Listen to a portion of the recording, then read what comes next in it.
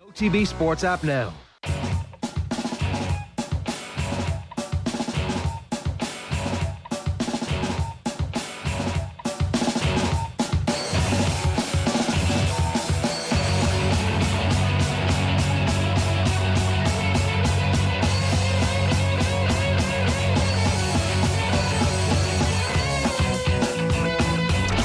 OTB AM. With Gillette, put your best face forward with our new and improved razors. And you're very welcome along. It's Wednesday morning. It's Ger and Eoin with you all the way through until 10 o'clock this morning. If you want to get involved in the conversation, we'd love to hear from you. 0879 180 180 is the WhatsApp number. We're going to get straight into Congress because it happens this week. Obviously, we've been talking about the equality measures that are being pushed forward by the GPA. Very interesting to see what's going to happen with that. It's overshadowed somewhat the massive debate that we had in advance of Special Congress about championship reforms and restructures. Today, Martin Breheny takes a suture with surgical procedure to this week's proposals and goes, come on, this is ridiculous. This is absolutely ridiculous. Now, I would argue that his piece in advance of last Congress gave people the heebie-jeebies, and we'd have been much closer to his preferred solution if we'd taken what had happened at the last Congress and gone through, but we didn't. So yeah, like it definitely feels that there's been a lot of arguments that are made against this weekend's proposal going to the floor, including by Martin Breheny, that could have been remedied by a lot of what was on the floor with Proposal B. Or a fixed to Proposal B. If they were so incensed by the team in Division 1 who finishes 7th, 6th, like who's going to finish 6th in Division 1? Yeah. One thing that's kind of just come to mind here is that two things. First of all, Congress being on this time of year, probably not a great idea if they want to get everybody in the country talking about it, because in fairness, the Irish Independent has, and Martin Breheny's piece is one of the only pieces I've read about it this week, because there is actual Gaelic games on. The National League has got the story of the demise of one of the greatest teams of all time. Limerick aren't winning games in the hurling. There is a lot to talk about on the pitch. The club finals were absolutely astonishing. So people are pretty busy when it comes to covering Gaelic games at the moment, whereas the Special Congress kind of fitted it beautifully into a void last October, November. But second to that, I think there's also been a lack of noise around this weekend's Special Congress because people are just unenthused about the motion that's going to the floor. Proposal B had everybody talking because it was radical. This one this weekend is like, meh, I guess it's good. I don't know if it is good though. I actually don't know if it's good. I don't think it's really progress at all. So what has happened is that as Breheny points out, the provincial councils have won all of the back channel arguments, and they are still at the core and the centre of the competition. So we are still going to have whoopings handed out in the first round of the Connacht, Leinster, Ulster and Munster Championships to the minnows, who will then be shuttled off to a B competition called Tailteann Cup. And so I think your phrase was, it's basically an extended version of the Super 8s, which is what we're getting. Yeah. So 2 sets of Super 8s would be your All-Ireland Championship, and 24 games to eliminate 4 teams in the groups of 4 as well would be another stick to beat it with. Like, I do think that with Dublin's poor form at the moment, I think that were we presented with the 2019 All-Ireland football structure, it actually might have been good this year. Like, I think that Super 8s. Yeah, as in the thing that we actually did have. So if we're comparing that to what we would have, I think the differences are very small. And because of the fact that only the bottom teams get knocked out of these groups of 4, I think that level of seeding is relatively meaningless. The seeding, of course, coming from the National League, which for me is a good idea. I do think it is progress. I'm not saying it's big progress. I think it's better than the thing that we have at the moment, which is the qualifiers and straight knockout from the last 8.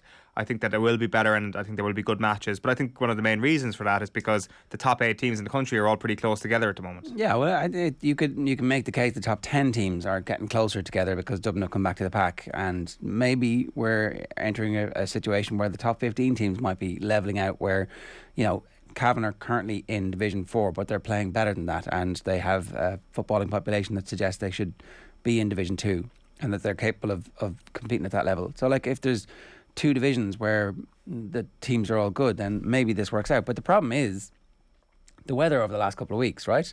Like, what we should be playing now are matches that don't have any significance really to the end of the season. But what will happen is that some good team is going to be playing into a gale force wind in the final round of the Division 2 league, and the wind will turn round and they'll get they won't get promoted or they'll get relegated, and suddenly they'll be into the Tailteann Cup, and it's like, because somebody else wins through by a quirk of the draw to the provincial final, they're grandfathered in, you're booted out, and it's like, what?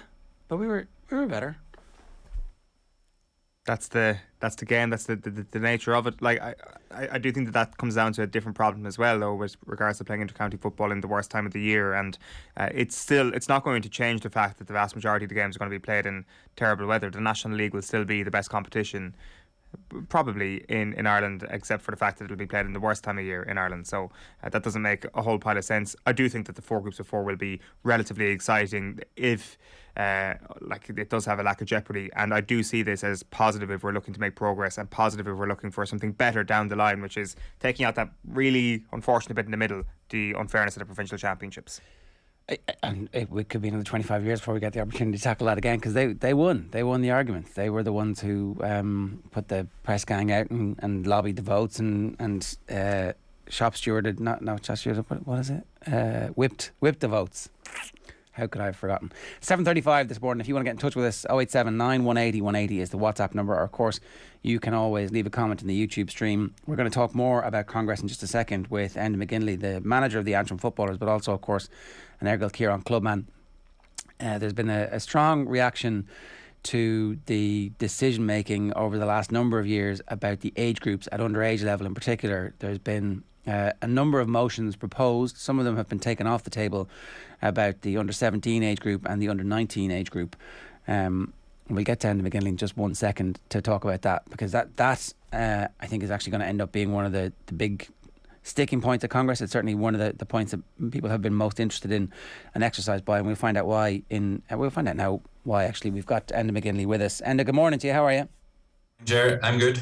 So listen, we're talking here about the under 17 and under 19 and the recalibration of the minor age group from under 18 to under 17. From your own experience in Ergal Kieran, what has been the impact? The impact is simply that you see young, good, keen footballers at 16 and a half years of age end their underage football. And that has seemed nuts right from the start when these proposals were brought in. When you see it in action, when you see the young players that don't have any underage football next year or any credible underage football next year, you think that is just simply not right. And while some of them will stick at it, they are at least 3-4 years away physically from being able to compete realistically for senior football places. At the very age where life sort of starts to open up and you start to have loads of other lifestyle temptations and everything else, we are essentially cutting them off from a really good, meaningful age level. And the question of why we changed from the original has to be asked all the more. But I think just even putting the authority back with the counties and letting them decide what's best for them, because the under 17 thing just doesn't seem to fit. Certainly most clubs that I've been talking to, most players cannot understand it. You raised the point about why the decision was made in the first place. The GAA will say, and I'm not making their argument for them, but just that they will say that there was a couple of reports, one specifically around burnout, where it did seem to be a fairly big issue, that kids were being torn in different areas by particularly the demands of inter-county training, the leave cert. Sometimes it was college students and them, acclimatising to that, and then also playing for their club minor team, their county or their club under 21 team, etc. And that was one of the main kind of thrusts of the discussion around this. Has that not been? Is that not right in your view at club level? Does that not actually carry through? The problem is, so in addressing, I think the burnout issue was there in reports, and I think theoretically it was certainly potential. I know I myself came through that sort of theme of huge amount of training in those age groups, and most players did. It was what we were used to. I think now with sports science and everything else, I think that can be better managed. But critically there, you're absolutely bang on. It was brought in to address burnout. And burnout was a thing that affected the very top level of club player, who was both club minor, county minor, club senior, schools football. And those players, those are the few players that probably would be able to step up after 17 years of age into their senior rank, because you're dealing with the elite. But the dropout figures And somehow I think the GA conflated that the burnout was the key thing behind dropout. I don't believe it was. I don't believe there's any evidence to suggest it might have been a factor, but it wasn't the only one. Dropout is about engagement and having good, meaningful competition there and enjoying your sport. Dropping people from underage football, or underage hurling football from under 16 and a half or 17 is just crazy. And the burnout issue did not apply to the vast majority of club footballers who at 17, 18 years of age, their only football is with their club.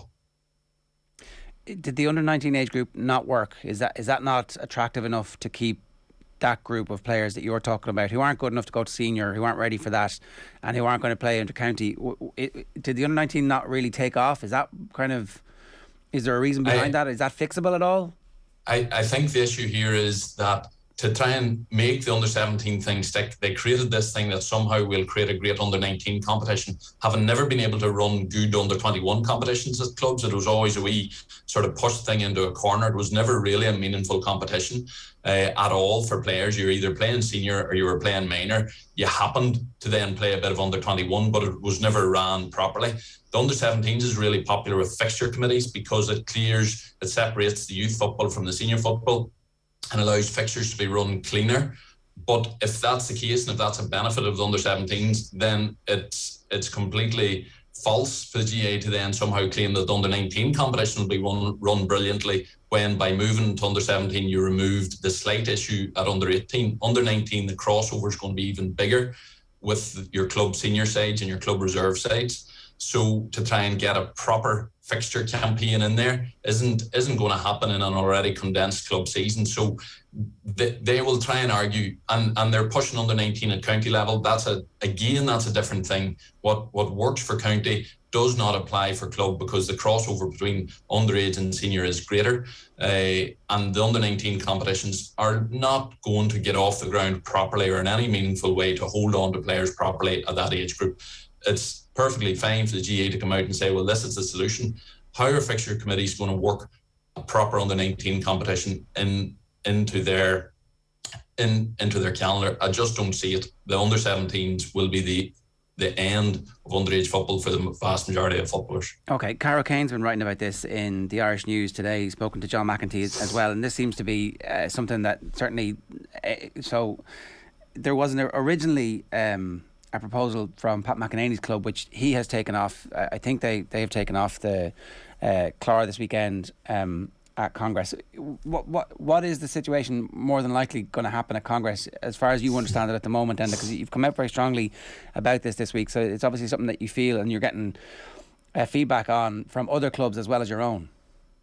I haven't met anybody involved at club level or with club minors or used to players at that level that have seen at any stage since this suggestion was muted that this was a good idea. I think it makes sense from a theory point of view. I can understand. I see some stuff coming out about overuse injuries, but the primary age range that the biggest changes happen from overuse injuries is actually down at under 14 level when the body's really developing.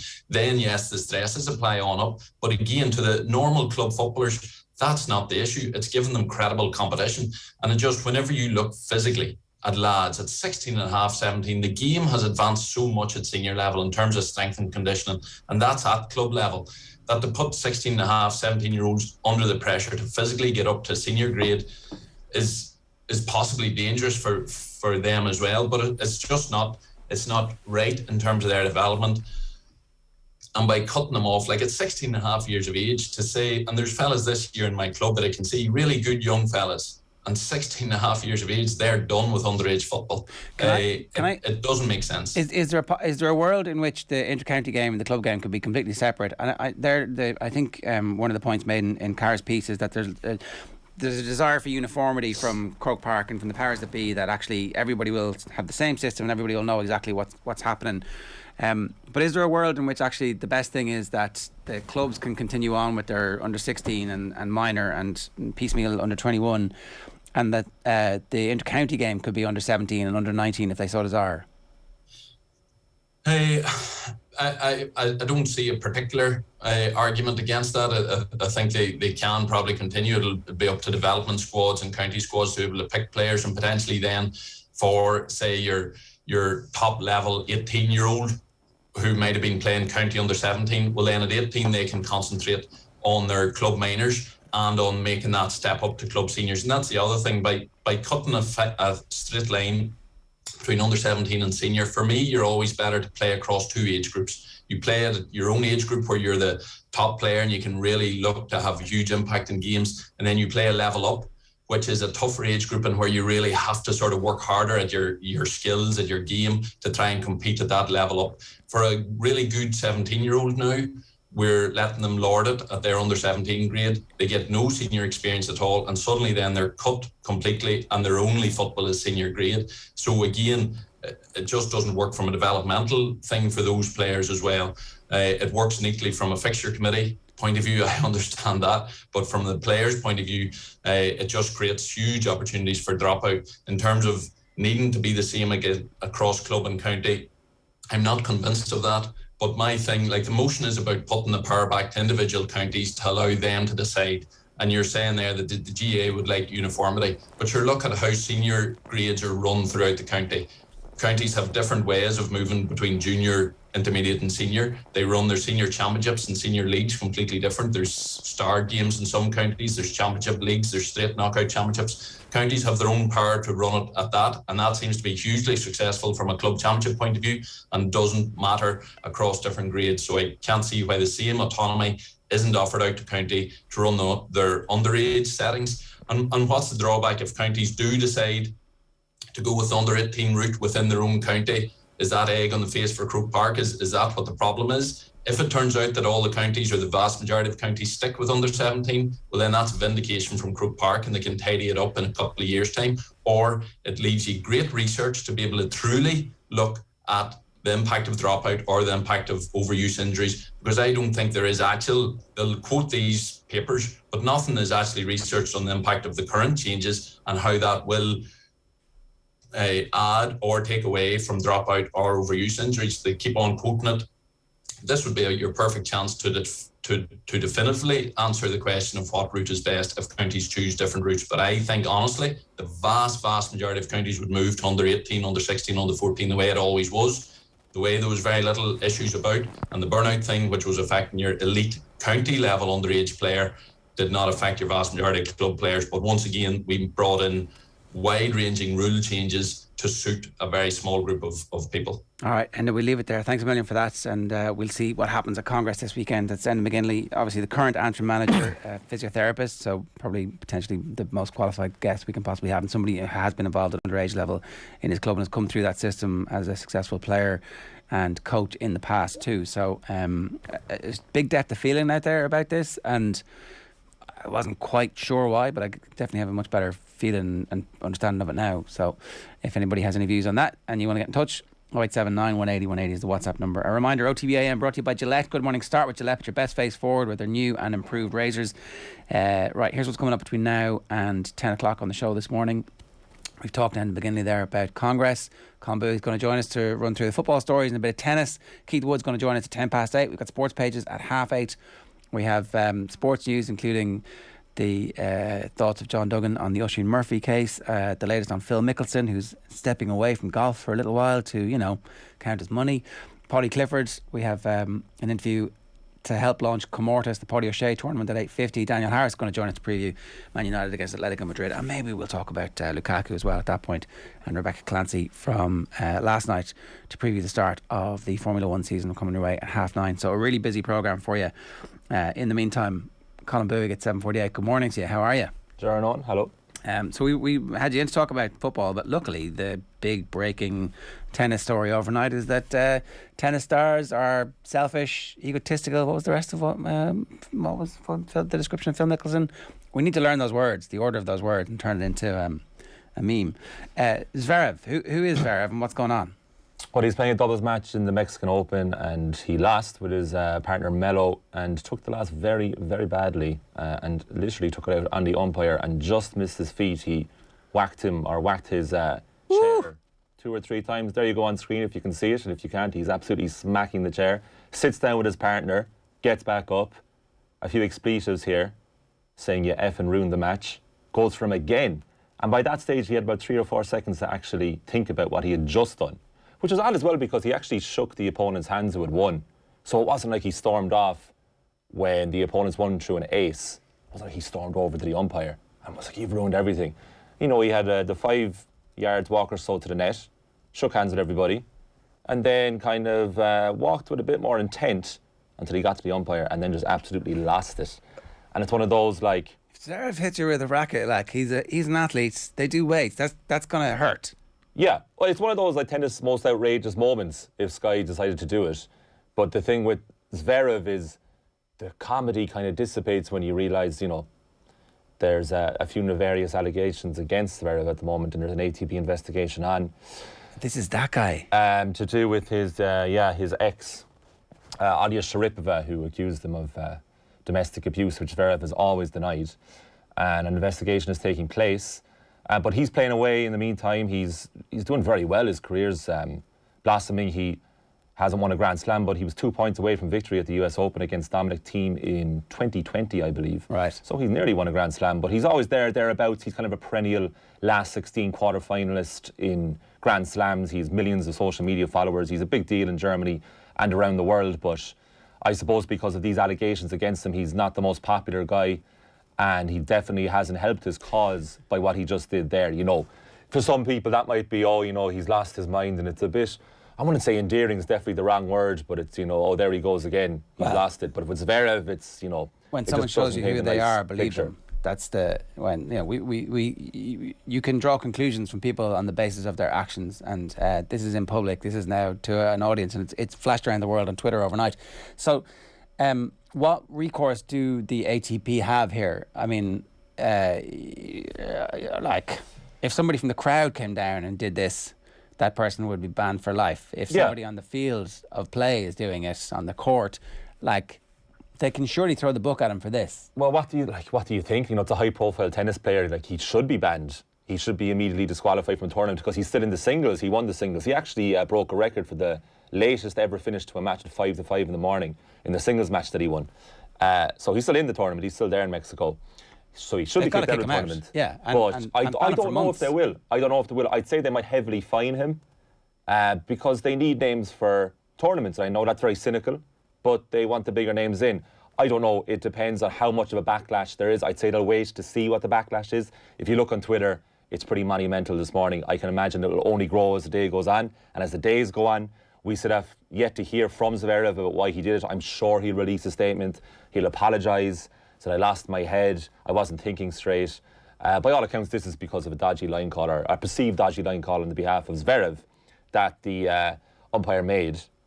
And he'll probably come out and say, you know, it was out of character. I didn't mean it. I'm very sorry, and I want to move on. That's what I anticipate happening. But what should happen is the guy should receive a lengthy ban. Yeah, and you should go and familiarise yourself with the unbelievably serious allegations that have been made against him of domestic abuse. He is under investigation by the ATP for this, but that investigation is now stretching to months and months and months. His ex-girlfriend, Olga Sharapova, made very serious allegations against him of repeated different instances, and the journalism stacking up those allegations was very in-depth and very strong, and I would urge you all to go and read them and then tie that up with the video that you're seeing there. And he just misses his foot, the umpire, and the umpire has the foot hanging, his right foot, and if he doesn't move that, he's gonna smash his ankle into the chair. Like, that could have been vicious. And then the umpire, I can't believe how relaxed he was. I mean, externally, when it was happening, very calm, just walked away. Yeah. Oh, it's madness. I couldn't believe it when I saw it this morning first thing. It's quite the sight to wake up to. And if you haven't seen it, definitely watch it. That's the explainer of what's going on with Zverev overnight. This is in Mexico, is that what it was? Yeah, Mexico. Yeah. Okay. Yeah. All right. And Novak Djokovic is back there. You'll be delighted to know. Well, look, his first match back. He's not an expert in IT, but there was some question marks about whether or not the COVID cert and the thing had happened on time. Presumably there's a big investigation into that, because, you know, if there's any hint of wrongdoing around falsifying documents, that's an automatic expulsion from the sport for 3 years. But Novak Djokovic is back. That seems to have disappeared. That narrative seems to have... We're fading that narrative just to make sure that he can play and continue the chase of the titles, right? He was welcomed back with open arms in Dubai and won quite convincingly. So tennis has just got a bit more exciting. There you with go. Djokovic's return. And that's the whole point. 0879 180 180 is the WhatsApp number. If you want to get involved, you can leave a comment for us on the YouTube stream, or of course you can tweet us at Off the Ball AM. Chelsea won last night, fairly routine victory, but no Romelu Lukaku. We didn't talk about Lukaku on the show yesterday. It seems that there's a drip feed around Lukaku, kind of like when they were releasing those stories about Boris Johnson, and every single party there'd be a new story every week about a new element to the party.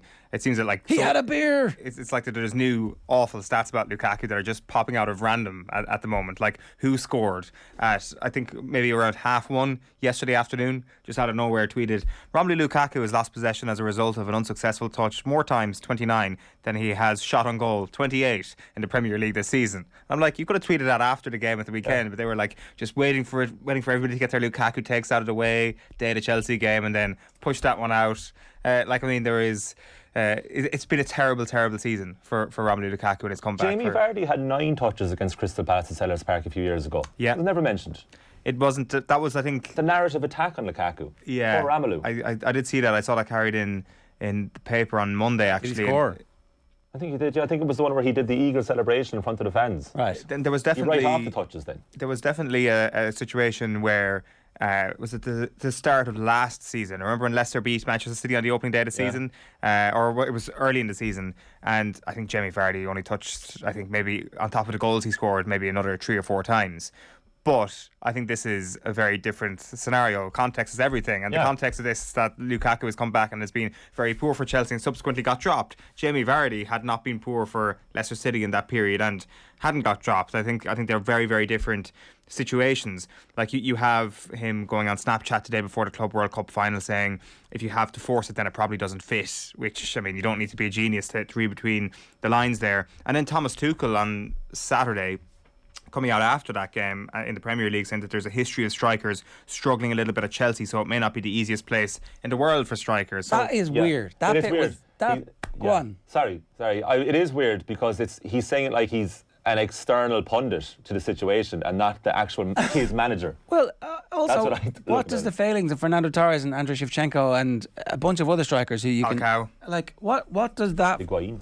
Morata. What do they all have to do with Lukaku and your inability to get value for Lukaku, which it clearly looks like he was not involved in the signing of, and so therefore whatever the long-term situation, Henry Winter was right. I apologise, Henry, you were correct. The clock was ticking. Remember Lampard's tick-tock. First day he's there, tick-tock. He's right, it was ticking, and the clock has started to get louder and louder and louder and louder, and Tuchel's on his way out. Even if he wins the Champions League again this year, I think there's like 6 months of next season. Wow, make my striker be better. Especially with what's going on at the moment, if they do start to sanction Abramovich properly. Well, that will be a very interesting thing. So I think there's 2 parts to this. I think there's like the historical Chelsea context, and we've listed off all the strikers there. But then there is also the current context of being a number 9 in the Premier League. Manchester City were running away with this title race. The season after Sergio Aguero leaves, haven't replaced him quite pointedly. Roberto Firmino, not an out-and-out number 9, has essentially been leapfrogged by Diogo Jota. The rest of the top 3, so Chelsea are in 3rd. 4th, Arsenal, their star number 9 has left the club. Alexander Lacazette. I mean, not necessarily amazing. I guess Antonio at West Ham is maybe somebody who's done pretty well. Manchester United signed a number 9 in Cristiano Ronaldo, not exactly being great. Edinson Cavani's under fire. They're trying to morph wide players into the strikers. And then you look at the top scorers this season in the Premier League: Salah, Jota, Sterling, Bruno. And then you get to someone like Emmanuel Dennis, who really isn't even a number 9 himself, scoring plenty of goals, can play there, but he's playing off Josh King, Son, Ronaldo, Emile Smith-Rowe, Rafinha, Vardy there, and Sadio Mane are all on joint 9. So Jamie Vardy really is the only out-and-out number 9 in the top 12 goal scorers this year in the Premier League. Right. I have a question for you both and for everyone out there. What position is Mo Salah or Sadio Mane? What actual position are they? Forwards. They're just general forwards. Yeah, exactly. And that's what's happening. There's final third players now, but the idea of a number 9 in centre forward is dying out. Yeah. Well, totally. Ever since Spain won a World Cup without a number 9, and that Barcelona team, Messi played 9, but did he? Not really. Like, you wouldn't say he was kind of sitting there on the edge of the box to be a fox in the box, like the Franny Jeffers. Ask your dad. So, there will be teams who play this way, and I think that it sounds like Barcelona are playing that way at the moment. They're whipping crosses in, and so there's, there'll be there'll be a swing back. But like, they signed him even though they didn't need him. Exactly. And it's the square peg round hole. Oh, this is the finishing touch to help them win the league. It wasn't. They didn't just sign him. They spent 90 million quid on him for a player that would completely transform how they attack. And who were we talking to that said, Laro said he reckons that there will be buyers for him. Now, there aren't that many buyers for him, but Antonio Conte might be a buyer for him in the summer. There's a possibility. With Spurs, or will he go back to Italy? Well, no, if Spurs... Well, who knows? Yeah. Who knows? If Antonio Conte is the Man United manager, does Lukaku go back? Can he get something out of him? Can he get a tune out of him? Maybe not. Maybe Lukaku does not go back. No, I don't think Lukaku goes back to Manchester United. I think Conte and Lukaku teaming up again at Tottenham would be an interesting one if they use the Harry Kane money to go and buy He needs to go back to Lukaku Serie A. and team him up with Heung-min Son as a front two like Martinez last season, because that's his only way of getting back to he form. needs help, Is that if they got a front two, and also the front two are in a traditional sense the kind of spearhead of your attack. But it's not new news that the game has changed, which makes the whole thing more astonishing. We could have had this conversation about number 9s 3 seasons ago, and yet Chelsea are Champions League winners, and they go out and spend 90 million quid on an out-and-out number 9. And I think it was probably just a reaction to Timo Werner not scoring a lot of goals last season. Yeah, he failed. Your boy came off the bench last night. The extended highlights that I was watching, it was like, Werner's coming on. They're showing Werner coming on. Something good must, and nothing happened. Like, well, I mean, that's his highlights. When you say he's my boy, I said that maybe he'd score more goals than Lukaku at the end of the season. No, that's not what you said. That's not what you said. That's literally what I said. No. You said he's going to be like top. He's going to be top scorer. No, I said he's going to be a breakout superstar. No, I didn't say that. No. I didn't. I said that he might score more goals than Lukaku this season. A take which has not yet expired. I've got till February out of that one. Do you love Werner? He loves Werner. I do love Werner. I really want him to succeed. Yeah, he seems lovely. He does seem lovely, yeah. Like a lovely guy. He does. You really want him to do well. He's but a on gent. Lukaku, have you ever seen such a high-profile person basically regret a career move as much as he has from going from Inter to Chelsea? I mean, he literally came out and said it. Yeah. And he started by scoring away to Arsenal. And he was delighted to be back to Chelsea because he had unfinished business. Yeah. And then it was that meme of, oh my God, what have I done? Like, I guess if you're Lukaku, you're looking around and saying, how can I get on the end of attacks? Who's going to give me the opportunity here? One of those people is Mason Mount, who wasn't there at the weekend. Yeah. But more importantly than that is Ben Chilwell and Reece James. And I would say their injuries have had a knock-on impact on Lukaku's ability to play well this season. It's not the only thing, obviously. There's a whole range of other elements You do forget here. about that I had forgotten about the extent of the injury issues. If you were to take out the first choice fullback, now is Chilwell first choice? Probably not, but he was getting there. He had nailed it down before he got injured. And if you were to take the first choice fullbacks out of, say, Liverpool, for example, how good would the team be at the moment, and how well would everybody be playing? Yeah, but it's ultimately with Lukaku, it's just that the manager doesn't fancy him. Well, that Lukaku seems to be a big issue. He needs support. Sure. I don't think it matters about the setup. But linking him even subconsciously in the minds of the fans and the media and the owners to all of the other failures, that is a flex. That is like, well, look, I mean, is he the new Fernando Torres? He might be. I'm not saying it. It's just Fernando Torres, the ghost of him, and Shevchenko. He was your boy. He was amazing. He was the best striker in the world. How did Shevchenko fail? Hernan Crespo wasn't a failure, was he? He was just there at such a short time. It's only about a year and a half. Still, I suppose people, they have a kinder opinion of Crespo because of what he did before and after Chelsea. So he was, he wasn't great at Chelsea though, was he? He just didn't play that much. That's my memory of it. He didn't play an awful lot. And that was at the time when they were just signing everybody. Yeah. So he was just one of many who came and went, really. Everybody's very excited. Yeah. And he left. But then he scored in the Champions League final against Liverpool in 2005. That beautiful outside the right foot finish. And he was a brilliant technical player, which people he did get injured. A lot of time for. The lads were talking about him last night, actually, Joe and Kenny, and off the ball about Kenny was describing playing against Crespo. He was like and a ghost. He was brilliant, it's like a ghost. This movement was unbelievable.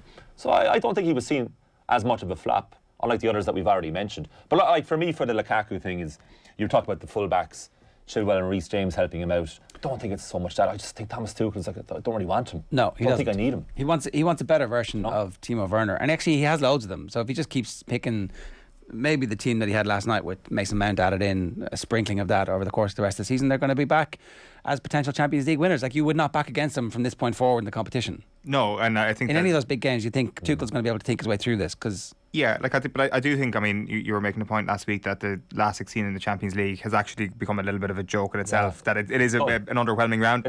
Tonight will be great, obviously, United and Atletico, because United aren't in amazing shape, obviously, at the moment. But when you have a top class team like Chelsea and the reigning champions, they waltz through these rounds. But like the Havertz, Pulisic, Ziyech front three is a really exciting one, with and without the ball. Havertz, as your number 9, though, is probably going to miss a couple of chances that do come in from the odd time from Marcos Alonso, for example. And I know he missed a good chance early on last night, but everything else he gives you is probably worth it. Yeah, it is, totally, I think, and he's going to get better the more he plays and the more he goes into this. So Fred is on the back of all the newspapers today. It's a bit strange, the midfielder told TNT Sports Brazil when asked about having a temporary manager for the final 6 months of the season. I know in football it's important to get good results as soon as possible, but it's also important to have a long-term plan. It's a little bit hard for us not to have one. At the moment, it's all about the short-term goals. We don't know how it's going to be after the end of the season. Again, it seems like a very rational, reasonable position for a footballer to hold, but not maybe one that you speak about in public. No, it'll move over Sky Italia. TNT Sport Brazil have been the new home wreckers over the last 24 hours. I think what Fred, like, I mean, the headline there is Fred Rangnick's role a bit strange. So when I see that headline, I'm like, he's having a go at Rangnick, but he's not at all, actually. He's just having a go at the club, and Rangnick's almost just there as a bit of a lame duck. Exactly. Yeah. Exactly. I would say Rangnick himself thinks it's a bit strange at this stage. Yeah. Because he still has to have that big talk with John Murtagh and Richard Arnold about the future of him at the club. I mean, what does this consultancy role actually mean? Like Manchester United, like a really strange club this season, and they've been weird for 9 years, but it's really weird this year. And at the moment, it feels like the last 4 weeks of your leaving cert, where it's like the end of an era, and you're going into like voluntarily going into school to study if you want, but everyone's going to go their separate ways and go to college or whatever they do. And at the moment, it's like there's loads of people who are going to leave in the summer, and everybody knows it, and we're just seeing out the final few months of the season. But also, there's still ambiguity about which course people are taking or which college they're going to. Yeah, so you don't. It's just like, it's all over the shop there. You don't have to talk to these people if you don't want to. It's great. Tomorrow morning on OTB AM, Mexican filmmaker Michael Flatow joins us in studio on OTB AM. To chat about his new film For Diego. It's a family drama based around the world of Mexican football, which has been nominated for an award at the Dublin Film Festival. It's filmed entirely on an iPhone and it looks beautiful. So if you get a chance to go and see it, then you definitely should. We have tickets to give away for the screener, which is tomorrow at 6 p.m. To be in with a chance of winning, just get in touch and tell us what is your favourite football film and why. We'll pick our winners at the end of this morning's OTB AM. Eoin, controversially, doesn't have an answer for this. I don't think there are very many good soccer films out there, to be honest, football films out there. I think that they're... Escape to Victory? Yeah. I've never seen it. I have seen Escape to Victory. Have you? And it's not great, is it? What about Goal? Or Goal 2? Yeah, sorry, of course. The chiseled masterpiece of Goal and Goal 2. Bend it like Beckham? I mean, you're just reeling off cinematic masterpieces here. I Bend it like Beckham's pretty good. We have an answer for this, you and I. Which is... Dream Team should become a film. I mean... And we started reviewing that at the very start of lockdown. See, this is my point. Season 1 to 3. All of the greatness when it comes to artistry on football is being confined to television, Dream Team, or documentary filmmaking. Like Diego Maradona, the two Escobars, absolute masterpieces. But when it comes to actual... Fever Pitch would be my favourite, but that's just because I love Arsenal, and that's the attachment there. I don't think it's actually a very good movie. Who's in Fever Pitch? Colin Firth. I've never seen it. It's not a very credible football film. No, they're not really. Even though that's the entire point about it, being like, wow, this guy is completely obsessed with football. I haven't seen that in a long time. It has not stuck in my memory at all. I don't think it would be considered a classic. But I just don't think we talk about Dream Team enough. And neither do I, Colm. Do you have an actual answer as opposed to your... No, Dream Team. They signed Luke Davenport, the superstar striker, for 40 million, and his eye fell out on the pitch. His eye just fell out. That's unbelievable drama. And he had to retire from football. Imagine that happened. Imagine in real life. That would be the whole OTB AM, the whole show. Nothing else in running order. This is true. Pablo and Diego are brothers who work as dishwashers at a local bar and play soccer in the afternoons. On the way home from practice one day, Diego is the victim of a hit and run. Pablo and his widowed mother are unable to pay for the surgeries needed to keep him alive, which prompts Pablo to recruit a team of eclectic friends and enter a soccer tournament to win the 100 grand peso prize money and pay for his brother's life-saving surgery. So it's a story about the overwhelming power of football. It's, humankind against the odds. Yeah, it sounds good. Yeah. We're going to have the director in studio tomorrow talking to us about the movie. I will give you The Wonder of Bern. Das Wunder von Bern is a movie about the 1954 World Cup in post-war Germany and how they beat the marvellous Magyars. Again, it's a story of a boy and his father who's coming back from the war, who was a German prisoner of war in Russia, and he comes back and, you know, obviously not really, a bit of PTSD going on that the football helps him to overcome, and you know, fairly straightforward stuff, but dig it out, it's worth it. I'm sure you'll find it somewhere. 9 minutes past 8, we're going to take a quick break. We're back with Keith Wood. OTB AM. This is OTB Sports Radio. FBD Insurance knows this sound spells trouble for van drivers. But if you're an existing FBD customer, you'll get 15% off a new van insurance policy. It's how we're keeping you and your van on the road. Visit fbd.ie or contact your local branch. FBD Insurance. Support. It's what we do.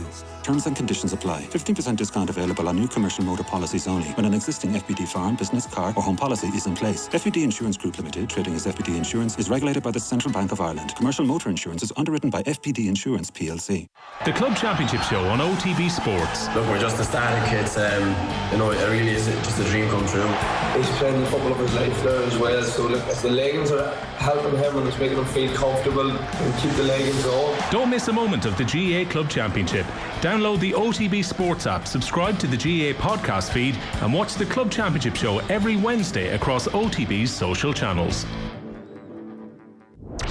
OTB AM. With Gillette, put your best face forward with our new and improved razors. It's 10 minutes past 8. We're turning back to rugby. Keith Wood is with us. Keith, good morning to you. How are you? Getting on? Yeah, very good, very good. We want to talk specifically about the front row to you at the start here. There's been a lot of discussion about our front row and how good they are, and I'm not in any way diminishing how well that front row are playing as individuals, and although obviously, you know, we're down to our second choice hooker for the rest of the competition at the moment because Kelleher is out, but we get a bit carried away with ourselves and are like, oh, we're the best in the world at this, and there's no special prize for being best in the world, even if we were best in the world. But actually, maybe we just need to rein ourselves in a bit and go, well, France beat us up a bit, South Africa are more than likely better than us, and the true tests are still to come. Yeah, we do. We got excited, understandably excited, I would have said, because as a unit, it looked very different from what we've had in the past. We looked very strong across it. But I touched on this a couple of weeks ago, but the amount of experience that's required to bring this front row up to the best in the world, it was said. And I do you know what? I'm not sure who was saying that. I think that's almost an excitable fan idea that you go in that fashion. So if we even look at with Ronan Kelleher in there, he hasn't played a huge amount of games. He has grown into the role. He's very comfortable in the role. He offers, his potential is pretty extraordinary. And I would say the same for Dan Sheahan. When I look at Andrew Porter, I would say that he's a really good front row forward who hasn't played a huge amount at loosehead at international level. So he's going to relearn how to fall, how to get out of trouble, how to be imposing scrum time. And so he isn't there yet either. But I think he's fantastic. But I think, again, his potential is huge. And the only one that I would say that's world class is Tadhg Furlong. And I do think he is way up there. And consistently performs in that fashion. And one of the elements I'd say when you look at this is how long are those guys going to stay on the field? Because there is a fairly significant drop to the next level afterwards. And that doesn't matter for nearly every single game you'll play, with the exception of 2 or 3. And that's part of the issue we have. How can you bring those guys up to speed and drive their performance? But it isn't just about scrummaging, but that's pretty much what we're talking about at this stage. So on that point then, what can you do if you're Andy Farrell or someone involved in the Ireland setup to try and accelerate the closing of the gap between, say, Tadhg Furlong and whoever might be coming up behind him? Well, I think we had closed the gap because I thought Andrew Porter was a really good heir apparent and had got enough of rugby. I actually thought Leinster looked after Porter incredibly well. I thought they picked him young. He got picked for Ireland young. He got a lot of time, and anytime Tadhg was injured, he seemed to be getting a lot of game time there. And I thought they shared the load very, very well. But whatever circumstances dictated that Farrell decided we'd be in a better position if we had Porter playing across on the loose head side, we've moved it. So there's been a bit of a gap from that. I think Finlay Bealham has improved quite a lot, actually. There's talk of Tom O'Toole. I just haven't seen enough of him to see whether he's there already or not. So an awful lot relies on keeping these guys as fit as you possibly can. But again, I'm going to just reiterate it. It is important for scrummaging for every game, but the huge level of pressure we'd be under against France or South Africa is particularly intense, but it's also rare. So I don't know that there's a huge amount more that you can do. I mean, in the last period of time, we've brought Ronan Kelleher into the squad, onto the team. Dan Sheahan has come into the squad, onto the team. I think we were discussing this in the autumn, but having Rob Herring there, he's an incredibly safe pair of hands. Yeah. But I think the other guys have a higher ceiling. I think everybody would agree with it, and it's clear that the Ireland selectors and Andy Farrell believe that too. With that in mind, right, knowing that Kelleher is out for the rest of the tournament, is there a world in which Dan Sheahan doesn't start this week for fear he gets injured ahead of the England game? Not in my world, anyway. I hope that doesn't happen, and I think this is the opportunity for Sheahan to start in a Six Nations game to try and play.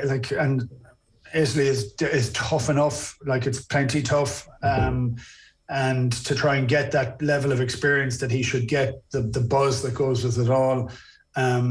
And he might struggle with a line out or two. There isn't a hooker in the world that has takes 15, 20 caps before you understand all those levels of pressures and get all those darts right all the time. We keep expecting it to be a fully formed international star in the first 2 or 3 caps. It takes a bit of time. We have to accept that fact. So, but I do think having the benefit of having Herring on the bench, that seems like the right sense and the right place to have it. Is there a world where we start the tests in the summer against South Africa without Furlong starting in the first test on purpose, where he's fit, and we decide actually we're going to give somebody that pressure that you're talking about, that we're going to experience in the World Cup when we play South Africa, and hopefully we get to a quarter final and we'll be up against the French or the All Blacks, and at that stage there's a front row, if Furlong is injured, who has some experience of the absolute peak of Test rugby? I could see that happening, but I feel the manner in which, it's funny because we were fully intrigued with Farrell's movement of Porter across the scrum. If it happened in the morning, I think you could pick Andrew Porter at tight head if that was what was required, and I think he'd do an unbelievable job. Whether the rest of the players are to that level or not, I'm not sure. It may be the right thing to do is to put them in at that stage. I would have said we struggled against France in the last 15 minutes with the additional power that came off the French bench, almost against ours. I just think their bench was better than our bench. I think our bench did a decent job, if that makes sense.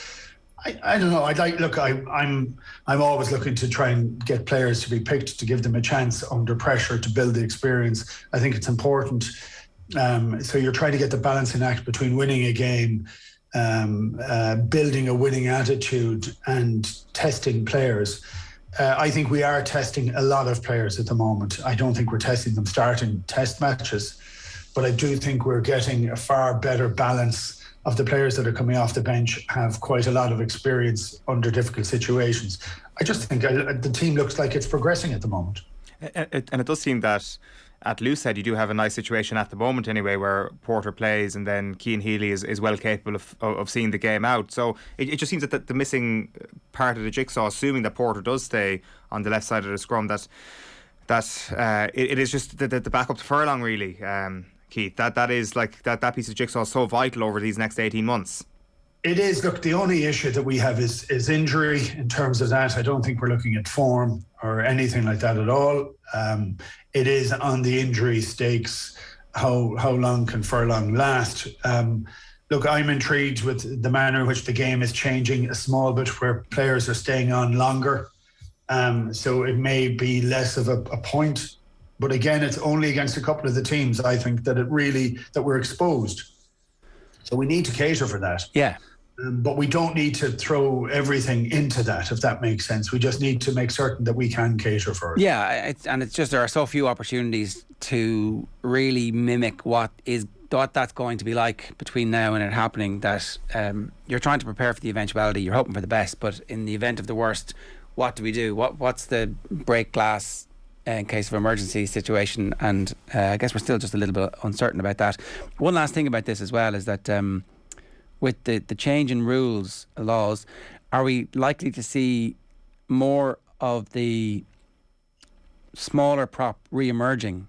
There's been a huge focus certainly in the discussion by World Rugby on the shock and weight that the props in particular were suffering, and they're trying to recalibrate this. So is technique, I guess what I'm asking here in a roundabout way is technique going to be more important than bulk over the next couple of seasons if the laws are policed the way they say they're going to police them?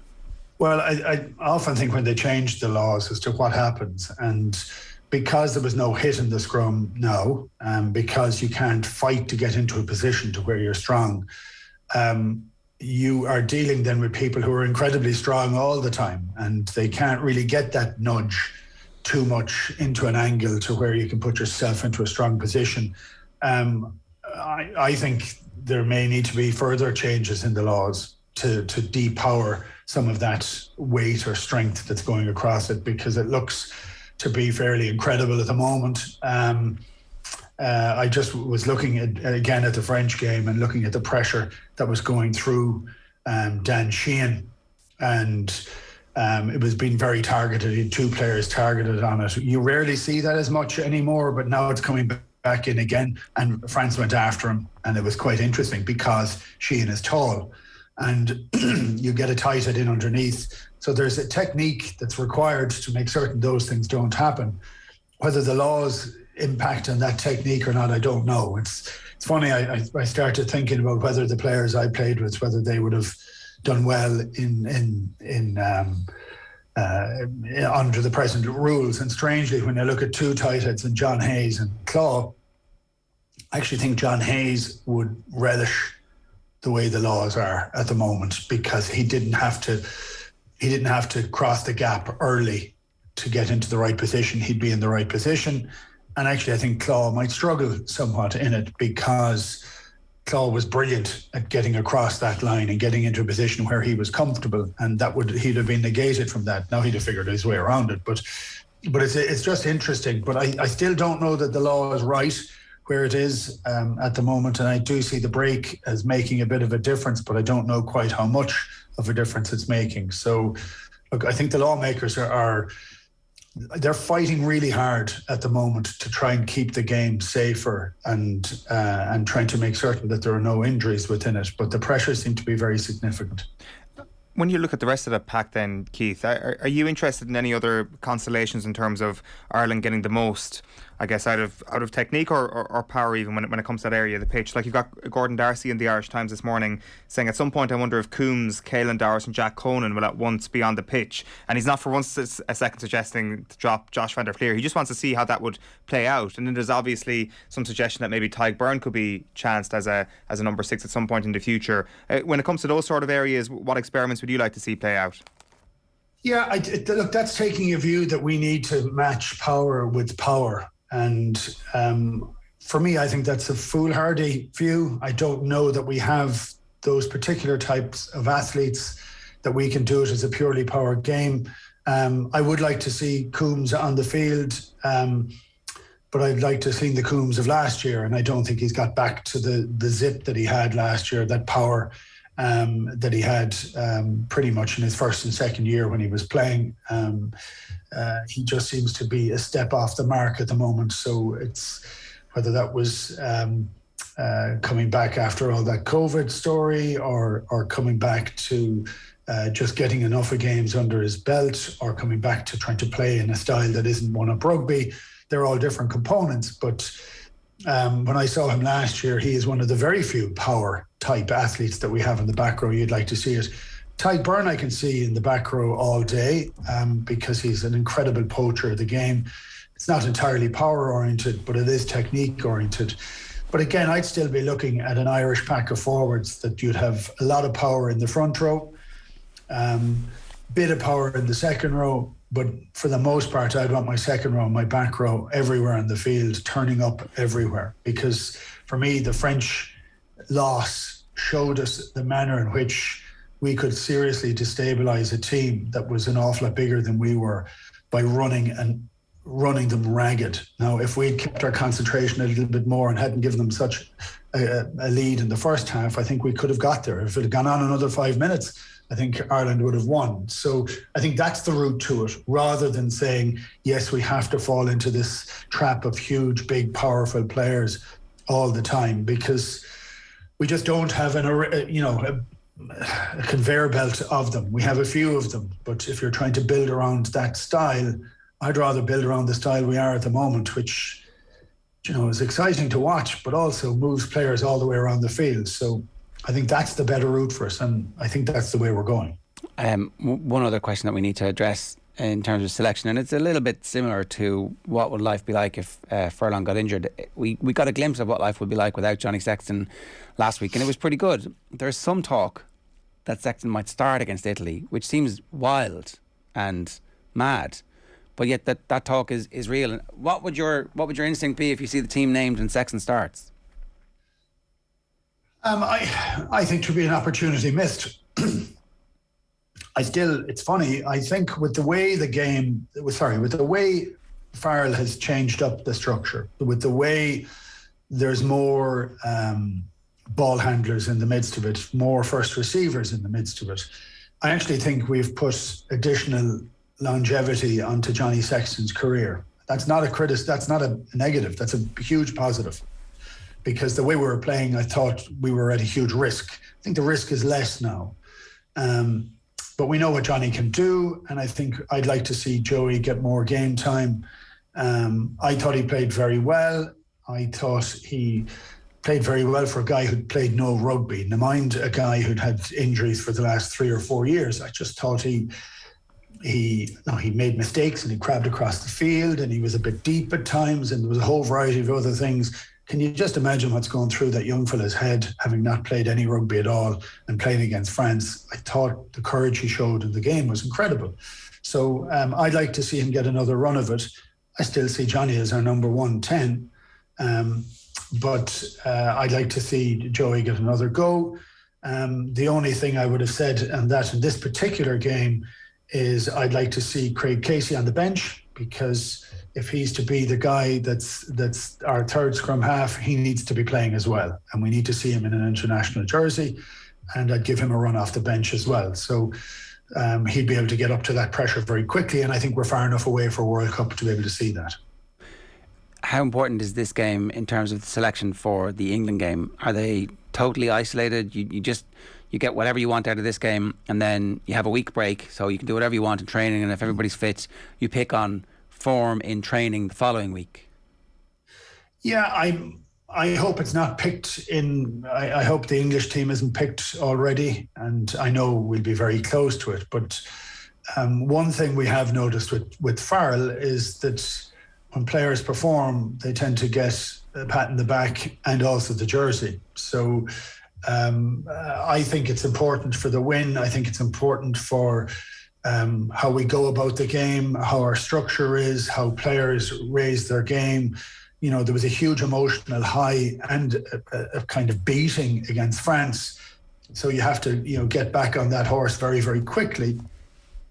But look, I think every time you don an Irish jersey, you should be donning it to hold it. So if you give it to Joey, you want Joey to knock it out of the park, to say, wow, we have a quandary now against England.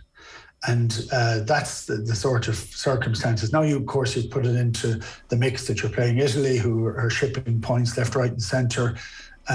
It'll still be very tough and still be very physical, but you're looking for shape and control. That's what happens in here. And then it just gives us further options. I mean, I'm at the moment where I'm just looking at what Farrell has done this year, this season in particular, since the autumns. There is a comfortable change in how Ireland are playing. That's not a steady state, and it's going to go somewhere else. I'd be interested to see where it's going to go to. And I think that comes down to performances for players putting their hands up to say, pick me.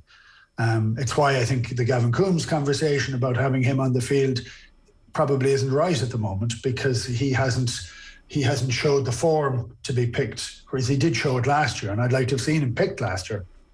Yeah, and look, maybe he would have been if things had been normal and they'd had full training camps and the opportunity to sit down and have those conversations and just that normal ebb and flow of getting to know people, which I'd say has actually held back some players in ways that maybe we'll only find out about after COVID is gone. Keith, great stuff. Thanks a million. Cheers, gents. It's Keith Wood with us this morning at bang on 8:30. What do you want to see? I think when we go back to the start of the conversation, it is slowly becoming possibly the most important element of this entire Ireland squad, the ability to find a backup in those two prop positions, because not only of the fact that the starters are very, very good, but because you've got an ageing Cian Healy and also another, which is a problem. The fact that we have a resorting to Andrew Porter as a reasonable option here in the mind of Keith Wood probably tells you all you need to know. I think he did his depth chart and Porter was second on it at tight head, and I think that what we need to do is find out what would happen if Furlong was gone. I think we should be giving Tadhg Furlong 6 months off. We should be doing what they did to win the World Cup in New Zealand. But just to they gave their key players time off. But to count, I agree with that, but also it does seem that there is always a next man up with the vast majority of these positions. So you can be like, Jack Carty, for example, is playing so well for Connacht. We'd love to see what he can do as a backup to Sexton. Who is the person that we're excited to see at tight head? So I think there is a genuine depth problem there, as well as an opportunity problem when it comes to this Ireland team. I think in that position. So that's the alarm bell for me. Yeah, okay. Maybe though, if we give them 6 months off, everybody has to play, But I mean, even for their provinces. Well, you think that would send shockwaves throughout the rest of Irish rugby? Everybody would be well, okay, right, we have to find somebody here now. Needs must. Necessity is the mother of invention. I think that opportunity is there right now to play 20 minutes at the end of the game. Not that that's as big a carrot as being a starter for Ireland potentially at test level over the next little while. Or start the person that you want to do that, and then bring Furlong off for the last 20 minutes. Yeah, that's certainly one way of finding it out. It's look, we know Tadhg Furlong's going to be our starter in the big games down the line. But at the moment, what we need to do is make sure that, and you can dress it up as great competition here. Everybody knows. Okay, we see what you're doing, but that's fine. Yeah, it does feel that this weekend is taking on a little bit of added importance with regards to talent identification because of the fact that this summer is in New Zealand. The one problem with all this is that the entire organisation is based on winning points and money in this tournament. And so therefore all these conversations that we're having about long-term planning are nonsensical to the people inside the organisation. We're you haven't a clue. This is existential was the word that Philip Brown used in that in that interview that we did with him in the middle of lockdown about the money that they need to survive, and the difference between finishing 4th and 5th is £1 million. So, and your job is to make sure that you get at least 4th and 3rd and 2nd and ideally 1st, right? And I'm sure there are incentives to do that. What are you doing? You're picking Furlong. Of course, yeah. You're probably picking Sexton because of the short-termism that's baked in, and it's very difficult for the Ireland coaching ticket to go, actually, you know what? I'm going to forgo, or I'm going to risk this, and I'm going to take the ire of whoever it is on the basis that actually I know long-term what's best. There was a good piece in the papers conversation on Sunday where Shane Keegan was talking about Bernard Jackman, and he was saying that Cheika came in, and Cheika was so rich that he didn't actually need to work for Leinster. He wanted to work for Leinster, and so people would tell him what to do, and he'd be like, no, I'm just doing what I'm going to do. And it ultimately was successful for them. Now, by a hair's breadth, it broke for him, and the story was written and that great era starts. But he was free. And the IRFU do not want people to be free within the organisation. They want them to do exactly what they're told. It's a super conservative organisation. And so Andy Farrell, I think, has done a remarkable job to get to this point. And I would hope that the selection against England is as brave as the selection will be against Italy. And that actually we see Carberry start both games. Because that's the right thing for the long term. Like, in fairness, it would play into what Andy Farrell's philosophy has been. And Keith touched on it there, that he is rewarding form at the moment. Like, James Lowe's back this weekend.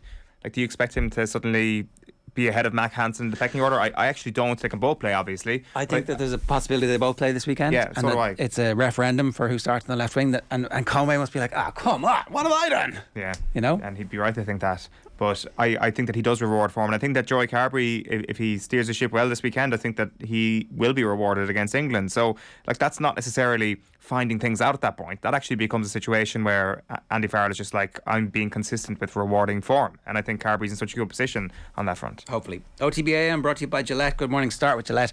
Put your best face forward with our new and improved razors. Mike Bassett, England manager. Excellent shout. Is it a good film? Yeah. I haven't seen it. Like, I mean, if you're like, I will revert my topic to serious football films. There is no good ones. Right. So you've already come off your high horse. Take, yeah. Your high horse has been tripped up. The turntables have turned. So Mike Bassett, England manager, good football movie. Cavan Lad says Shaolin Soccer is another footy film. I have not seen Shaolin Soccer. Neither have I. And Chris Kyle says, I thought the Arsenal Stadium mystery would be Owen's favourite. Filmed at Highbury in the 1930s. The then manager and some of the players appeared in it. And the biography is a vintage British thriller in which a Scotland Yard inspector investigates the murder of amateur footballer John Doyce during a charity soccer match against Arsenal at Highbury. Much of the film was shot at Highbury itself, with appearances from Arsenal manager George Allison and members of the team. That sounds good. So sounds Dream Team-esque. We could remake that. Maybe that's what Hollywood's good at, that kind of stuff. It is 8:35. If you want to get in touch with us, we'd love to hear from you. 0879 180 180 is the WhatsApp number. You can also get in touch with us on the YouTube channel. Just leave a comment and we'll get to it in a second. John Duggan is with us. John, good morning to you. How are you? Kieran, Owen, you well? What is going on? Oisin Murphy, so the Killarney jockey, 26 years of age, champion jockey on the flat in the UK for the last 3 years, banned for the year effectively, so you can forget about 2023, banned from riding for 14 months, backdated to last December, for COVID and alcohol breaches. So he went to Greece in September 2020, didn't self-isolate, didn't tell the truth about his whereabouts, 2 failed tests as well for alcohol. He said that trying to win the title and breaking COVID protocols led to his drinking becoming out of control, fined £31,000, not contesting the charges. Previously served a 3-month ban for a positive cocaine test in France, which he claimed was via environmental contamination through sexual contact with the user of the drug. This is some of the quotes from Oisin Murphy. Very honest, to be fair. My drinking had become out of control. I've caused a great amount of damage to my reputation along the way. I couldn't undo the past, and that initial lie led to all the deceit.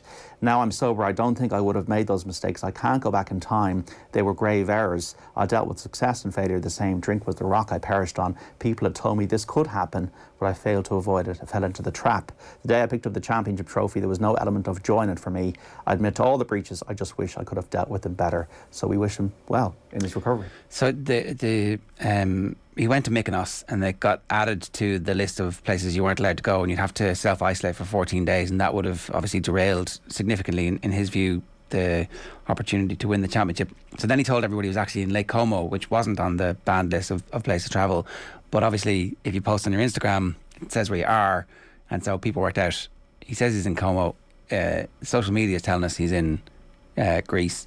And they caught him that way, and I think he fessed up straight away. He didn't fess up straight away. He maintained the lie for ages and ages until actually they were like, okay, give us your boarding pass and send us the details. And at that point, he was like, fair cop. So it does sound like the alcohol abuse has been an issue in the past with him, and it does sound like this just kind of brought everything to a head.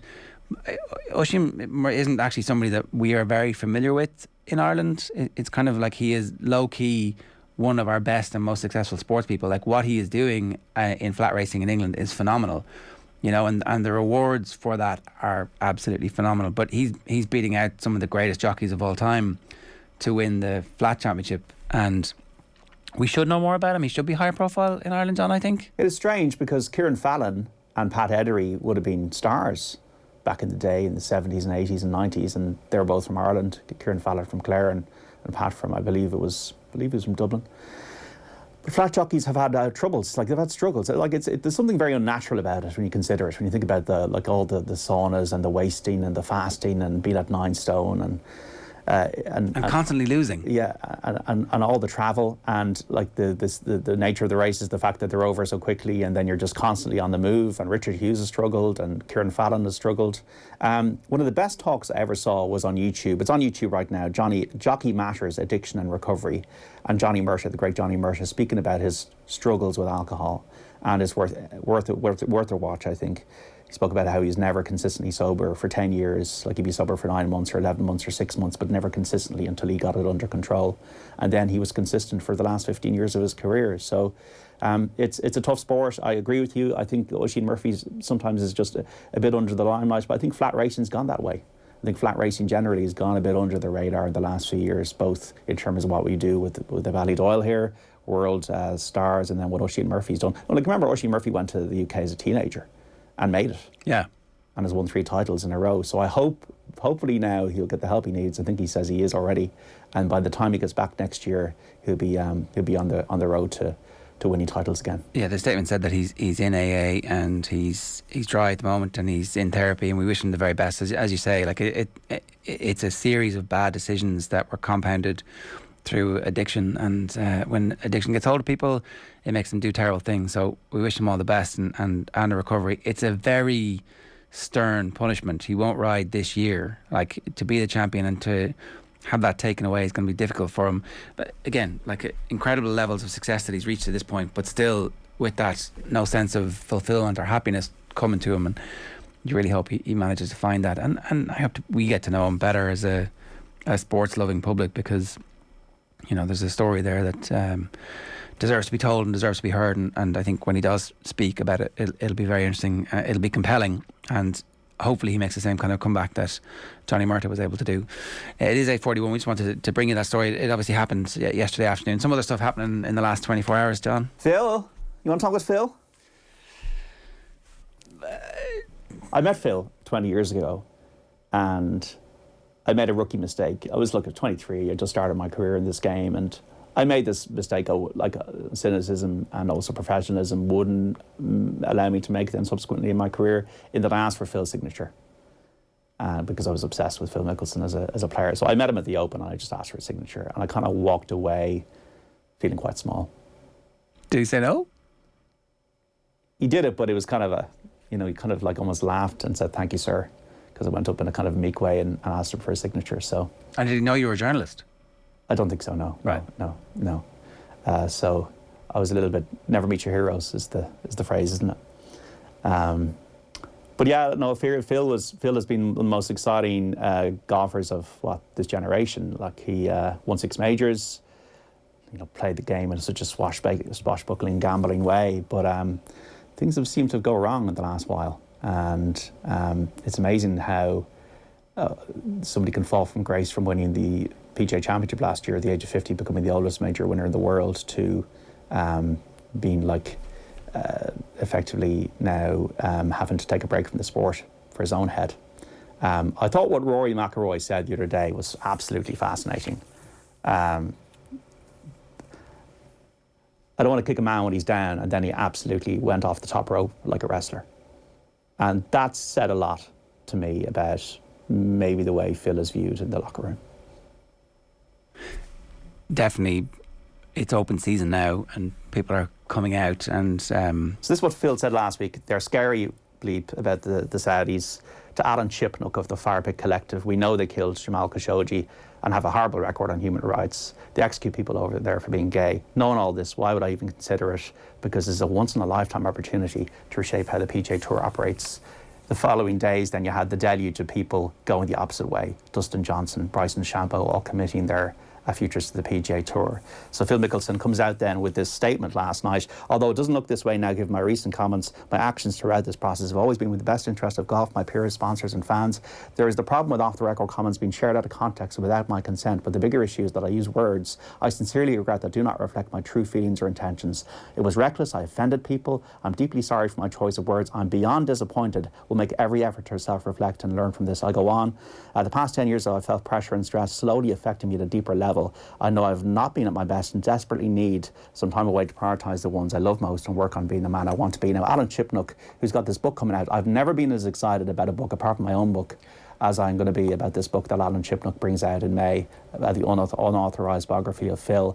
And Alan Chipnook vehemently, who's a respected reporter, says those comments were on the record. They were not off the record. There was no discussion of them being off the record. Also, Phil adds here, my experience with Live Golf Investments, this is the Saudis, Greg Norman, has been very positive. I apologise for anything I said that was taken out of context. The specific people I've worked with are visionaries and have only been supportive. So, yeah. This thing has just completely crashed and burned, and there's a degree of feeling maybe out there with Phil that Phil sometimes want to be the smartest guy in the room, and on this occasion he hasn't been. Like, obviously you've seen Chipnook's tweets this morning, obviously vehemently denying that it was off the record. He's updated a piece on the Fire Pit Collective saying that he sent me a text on the morning the excerpt dropped. He was less than thrilled. Just as in the statement he released on Thursday, Phil made a half-hearted attempt at revisionist history, trying to say our talk had been a private conversation, but I shut that down real quick. He knew I was working on a book about him and asked to speak, saying he wanted to discuss media rights and his grievances with the PGA Tour, both of which inevitably led back to Saudi. If the subject of a biography phones the author, the content of that conversation is always going to inform the book unless it is expressly agreed otherwise. And he says not once in our text or when we got on the phone did Phil request to go off the record, and I never consented to it. If he had asked, I would have pushed back hard, as this was obviously material I wanted for the book. And he says Mickelson simply called him and opened up a vein to claim now that the comments were off the record is false and duplicitous. So he is not having this. I don't care about the row about the on the record, off the record, to be honest. That's, for me, that's all inside baseball stuff. The bit where people are shocked by what Mickelson said, it's not shocking at all that Mickelson said this. What it does is it completely reveals several different things, and it's a bit nuanced, because the PGA Tour probably are not a good bunch of people. Like the PGA Tour as an organisation have probably not treated the golfers the way the golfers deserve to be treated. There is merit in Mickelson looking to disrupt what the PGA Tour, how they have behaved, how they have amassed money for themselves on the basis of being able to put on an event, when actually the only reason anybody wants to watch the event is because Tiger and Phil and Rory and DJ and Bryson and whoever is there. Like, the power should be with the entertainers. The power should be with the creators.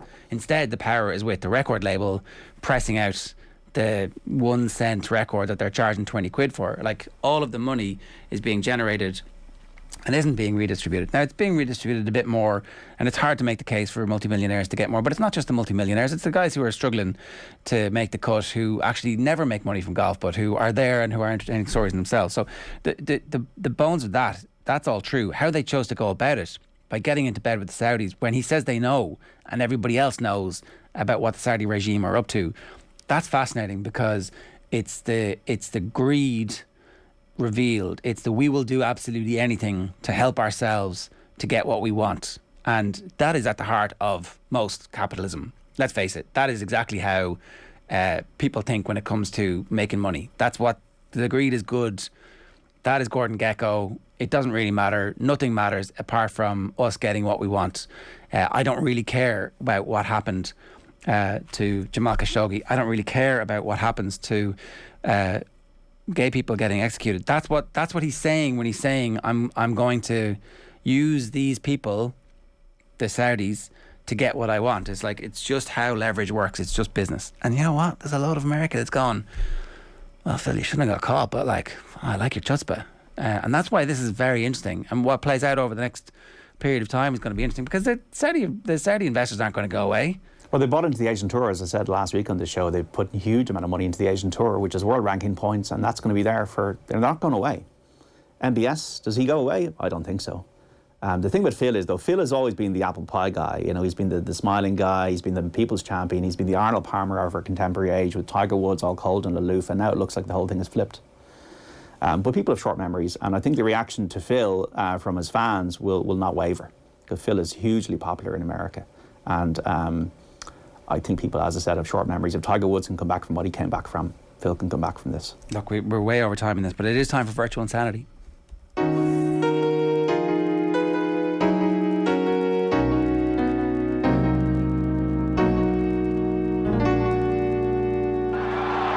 You have entered Power Drive. Oh! Where are we going this week? How did we get on last week? Tied for 10th, tied for 13th, tied for 15th. Nothing. Hit the crossbar. Hit the crossbar. You're talking about guys who struggle, and that's generally how I'm tipping in these virtual insanity things. Look, I was off yesterday, so I've literally these are very hot. I've just decided on these. I haven't read the article yet. The article's going to go up in the next couple of hours on otbsports.com and on the OTB app to kind of justify, to rationale what I'm doing here, right? For the Honda Classic, Porter Carrington's won it before. Starts in Florida tomorrow at PGA National on the Bermuda grass. Bit of wind blowing. The Bear Trap, par 70, really, really tough course. Here we go. So Keith Mitchell, 350 each way. Keith Mitchell, 33-1, has won this tournament before and is playing really well recently. Keith Mitchell in the last few starts hits the ball really, really well off the tee. He's going to be a star, I think, this year, Keith Mitchell. He's the headline tip for 350 each way, 33-1. 3 each way, Tommy Fleetwood at 28-1, overpriced. 2 years ago in the slot, I tipped Tommy Fleetwood in this at 12-1. He's now 28-1. I think he's coming back into form. I think a win in America could finally happen for Tommy Fleetwood soon. He played well in Saudi, played well in Dubai. I think he's coming back into the groove, Tommy Fleetwood, who's been 3rd and 4th in this before, 28-1 for 3 each way. 3 each way, Denny McCarthy at 50-1. The best putter on tour in 2019-2020, is hitting the ball better now, has played well on the west coast of America, was 3rd in this last year. Denny McCarthy, you've got taste, at 50-1 for 3 each way. And then the outsiders, I'm going to pick 3 of them.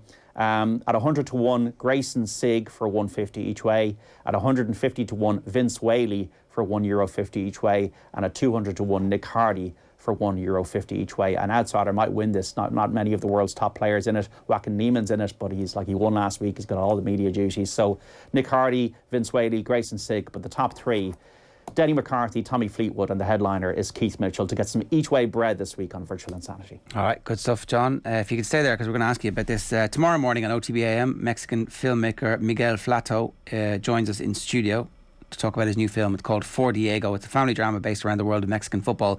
It's been nominated for an award at the Dublin Film Festival, and there is a screener tomorrow night at 6 p.m. We have tickets for that to give away. We're going to pick our winners at the end of this morning's OTB AM. All you got to do is tell us about your favourite football movie. So it needs to be a movie. You can't have the entry that Colm Boohig wanted, where it was Dream Team, which wasn't a movie. Jeff on Twitter says The Damned United, Brian Clough at Leeds, was a decent movie. Then again, any story on Brian Clough is a good listen. Obviously, The Damned United was the subject of legal action by John Giles, who was featured in the original text of the book, and then he won his legal action, and subsequently his name got changed to The Irishman. And so there was a lot of debate around whether or not it was fair to have a completely fictionalised version of real events. And if you think it wasn't, then you can't access that movie and you can't access the book. If you can park that, there's an amazing depth and power to the book and the movie, but it's hard sometimes to divorce these two things. So you gotta watch that and make your own mind up on that one. John, anything for this? Maradona, best football movie I've seen, because it really gives an insight into the suffocating nature of religious obsession and fame. I thought it was brilliantly made. Some of the footage is fantastic, but the pressure a human being can be under when you're just seen as this god. And eventually Maradona asks the people of Naples to choose between God and country, and they say, you can't do that, we got to choose our country, and then everything turns against him. And to me especially, it's quite poignant given the fact that he's passed now. Maradona is the best football film I've seen. There are not that many great football films, I would say. I think The Two Escobars is great. Once again, a very, very tragic watch and very difficult watch, but the Hillsborough movie is on the 30 for 30 is excellent. They'd be the ones I'd be recommending, Maradona being the number one. Nothing fictional? Escape to Victory, is that fictional? No, I much prefer to read books, but Maradona kind of blew me away in recent years, but I haven't seen Fever Pitch or any of those. I couldn't obviously watch that because I'm not an Arsenal fan. It's mostly about pain, to be honest. I think you might enjoy it. Well, I go through enough of that. Before Arsenal were successful. I go through enough of that in real life every week watching Spurs, apart from last Saturday. We didn't talk to you about Alan Rowe. We'll do that again with you when we get a bit more time. The latest episode of the Football Pod with Paudie Andrews and James O'Donoghue is available to listen to right now. The best place to get it is on the OTB Sports app, but it's available wherever you get your podcasts. You can subscribe to it, you can search for the Football Pod, or you get it on the OTB GA feed. Here they are talking about how Dublin have slipped back towards the pack, with James wishing that maybe he'd been able to step away as well. It's interesting how human Dublin have become in the space of 6, 7, 8 months. If Dublin are missing Con and Kilkenny in Championship later in the year, it's the same as Kerry missing Clifford O'Shea. Yeah. It's the same as, Mayo losing the likes of a Tommy Conroy or Killian O'Connor last year. It's such a huge blow now. Whereas before, as you said, Jack McCaffrey, Rory O'Carroll, Paul Mannion could all walk out and it wouldn't make a difference. But that wasn't normal. No. Like at the time you're in it, you don't appreciate it. It's just like, okay, we'll deal with this. Someone else will step in. The normal thing is that if key players are missing, it has an impact. We look at Donegal without Langan and Murphy. They will struggle without those players. You look at Kerry without Clifford and O'Shea, they will struggle. And Dublin are in the exact same situation. You take out a Fenton and a Kieran or Khan and Fenton, that has a massive impact on Dublin being successful or not. And that's normal. That's what you expect. Whereas the 3 or 4 years there where it didn't have an impact if guys were injured. No one cared. We didn't talk about injuries or suspensions or anything like that, whereas that's the reality now. And you look at the All-Ireland champions last weekend, you take out their 4 best players. That's the reality. The top teams, if you're missing 1 or 2 of your key guys, you are up against it to try and win the championship. James, Dublin are the same.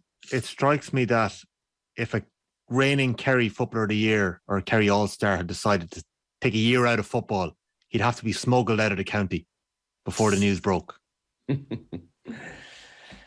Yeah, I suppose.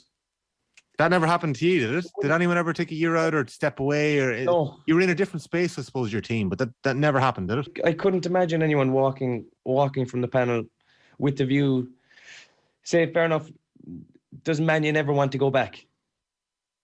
Who knows? But in Kerry, I think that... I know. He doesn't. I know. Yeah. But in Kerry, I think that you couldn't leave the dressing room and try and get back in then. Do you know? I just don't think that would be an option. Is it a dressing room thing?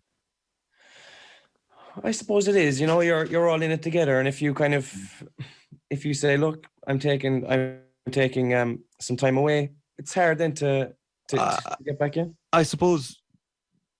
Were you faced with that predicament? Yeah, looking back now, I probably wish I did take a year out, but that was more for body surgery and things. Yeah, it wouldn't have been a choice to do it, but it would have definitely been the right thing. But it's a very hard decision to make because, as we said in the other week, you're greedy. You're only in there for 5 or 6 years, maybe, at playing at your best. You need to take every chance. It was easier probably for the boys to walk away when they had 6 All-Irelands in their back pocket. Yeah, typically great stuff there from this week's edition of the Football Pod. Paddy Andrews talks about the matter-of-fact way that Jim would walk in and go, oh, Rory's gone for the year. And everybody would be like, okay, grand, off we go. There was no big kind of hoo-ha or pomp and circumstance or totally emotional kind of, oh, it's happening. It's just like, all right. You can do that when you have a panel that they had. Sure, yeah. Unbelievable depth there. And I think maybe they... The system that they had around that time as well meant that they could kind of plug and play a little bit with whoever was in, and I guess maybe we just kind of underappreciated just how good those players actually were who were in that system. Yeah, I think it's a perfect coalescence of all-time greats and a system that gets the best out of them. Yeah, and do you remember though Paul Flynn talking about we thought we were saving football the year that the Donegal game happened?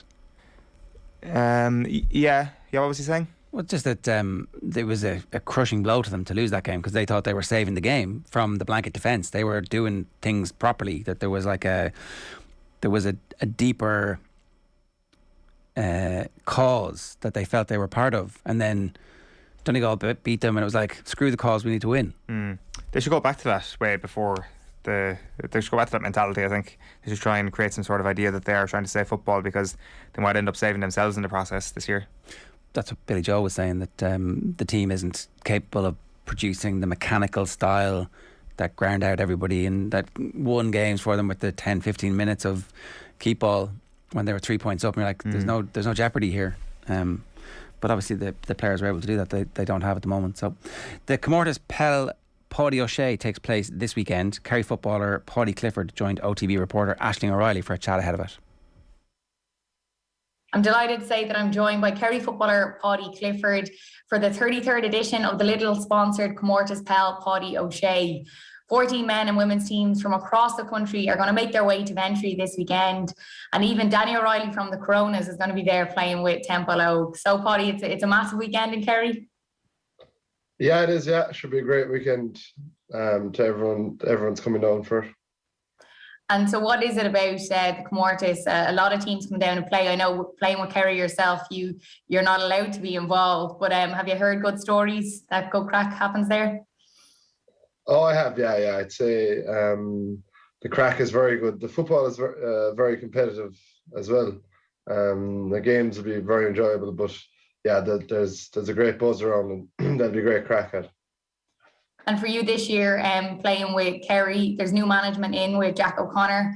How's it all going, and how would you describe his management style? Yeah, it's going well. We're enjoying it. We're trying to just improve every day we go out. He's a very good man manager, and obviously very tactically astute as well. So everything's going well so far. We're just trying to keep it going. And has anything changed majorly from last year? Is it just a freshness that he's brought in? Yeah, that's it. Just a freshness, kind of a few new ideas that I suppose will happen when any management team changes. But yeah, kind of just a bit of freshness and a few new ideas.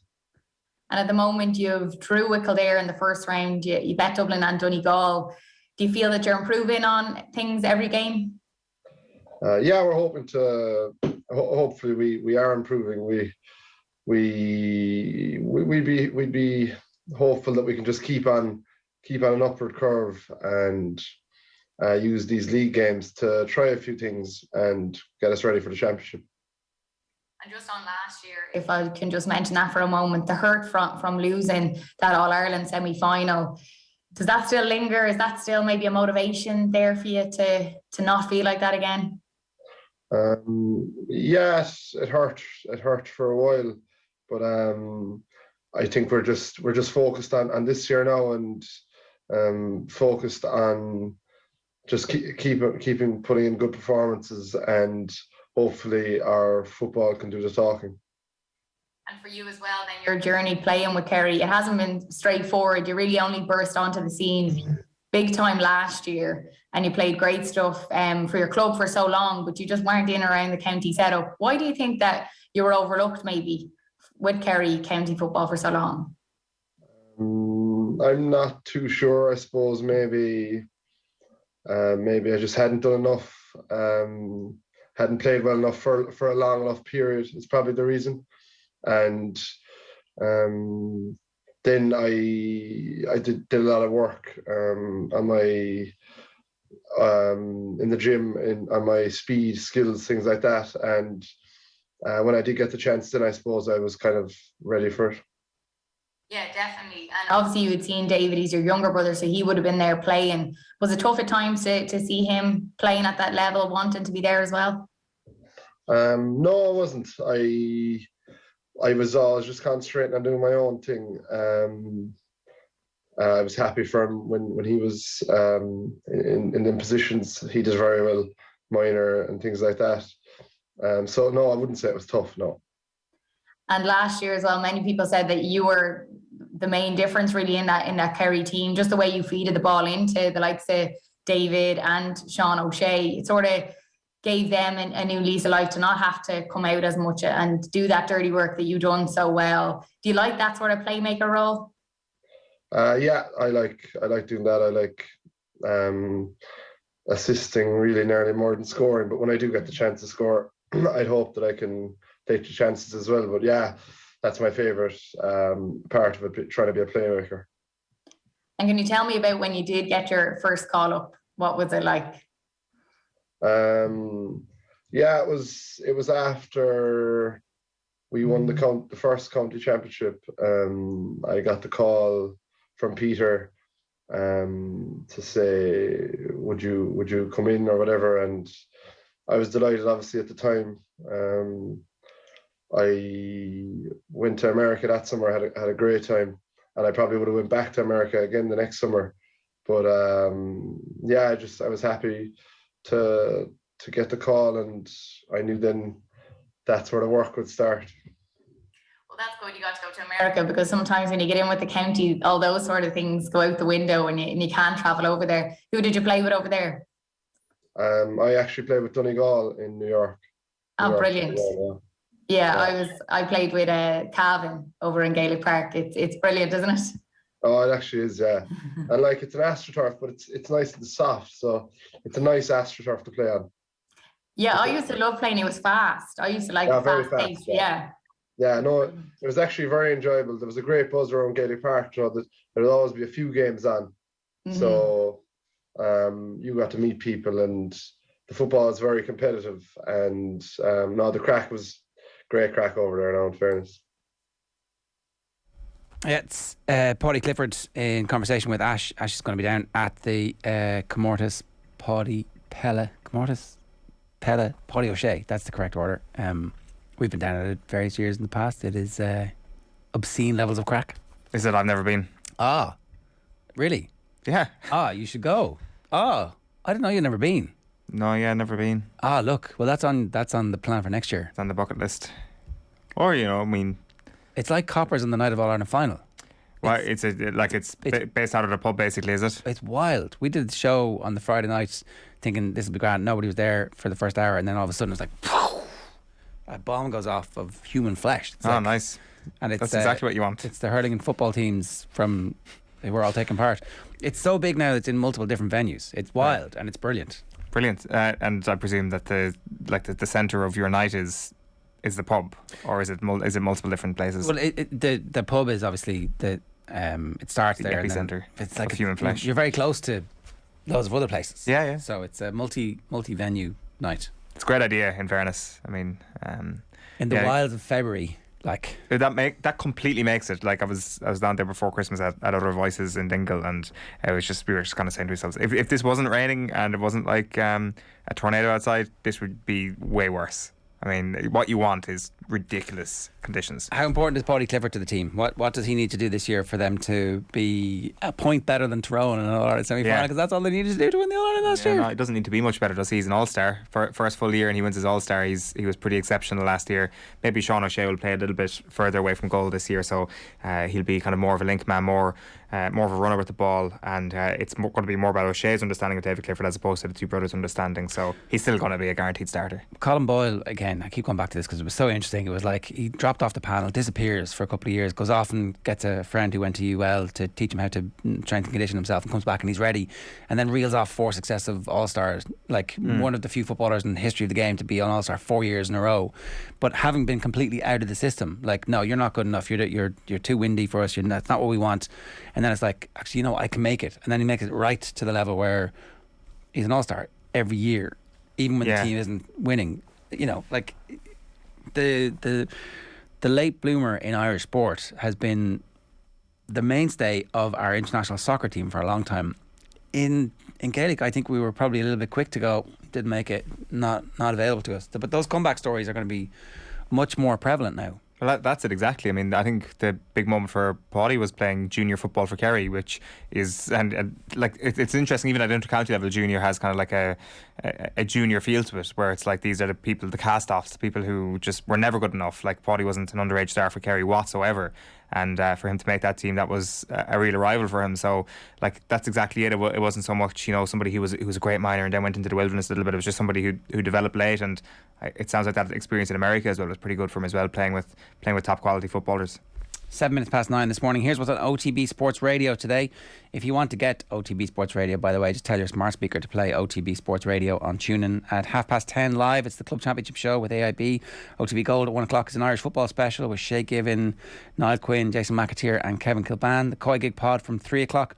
Our retro panel on GA Democracy at 4 o'clock. Colm Gooch Cooper is OTB Gold, and 7 o'clock live tonight is the show with Joe and the lads. We're bringing you Rebecca Clancy on the Formula 1 before 10. But up next this morning, Daniel Harris will join us to talk about Manchester United.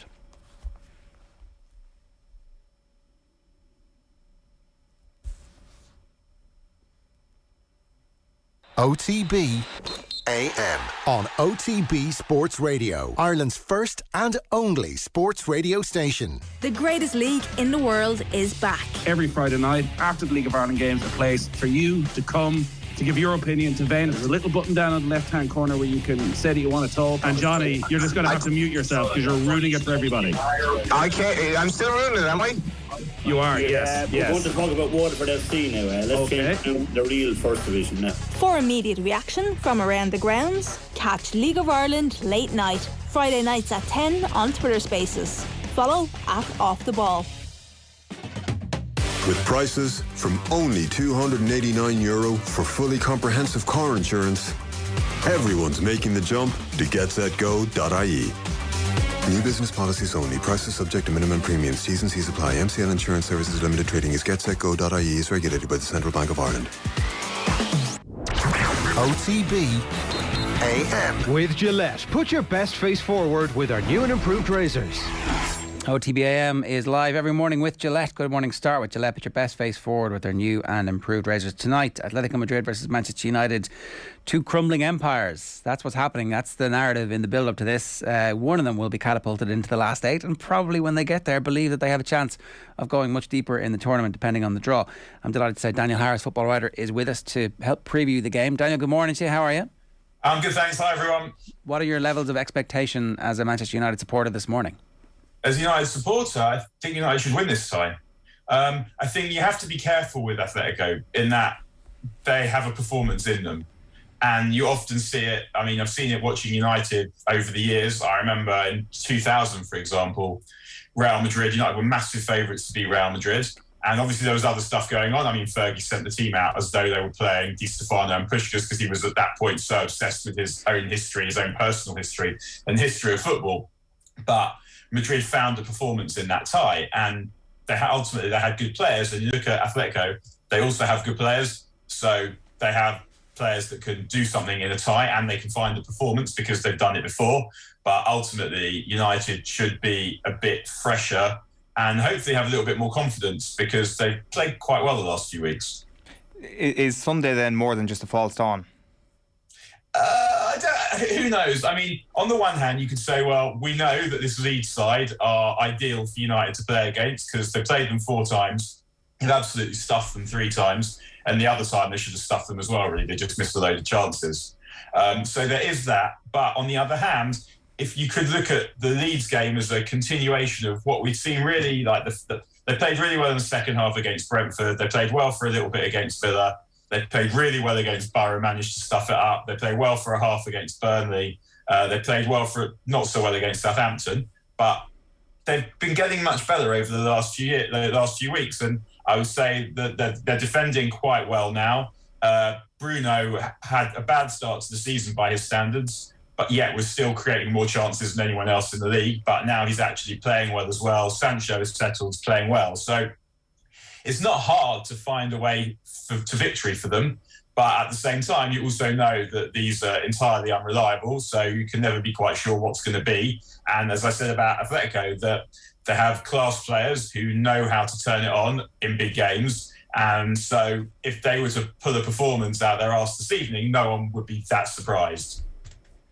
We go into this game on the back of a couple of interesting comments. Fred is the latest person to speak. It's TNT Sports Brazil who he was talking to at this time, and he's talking about the lack of a long-term plan at Manchester United. He says it's a little bit bad for us to not have one. At the moment, it's all about the short-term goals. We don't know how it's going to be after the end of this season. And we'd Colm in with us earlier on, who was referring to it like kind of an end-of-school situation where everybody's about to go their separate ways and they know that, the sunshine is out and that there's only a couple of more weeks left of this. Do you get that same feeling around this squad?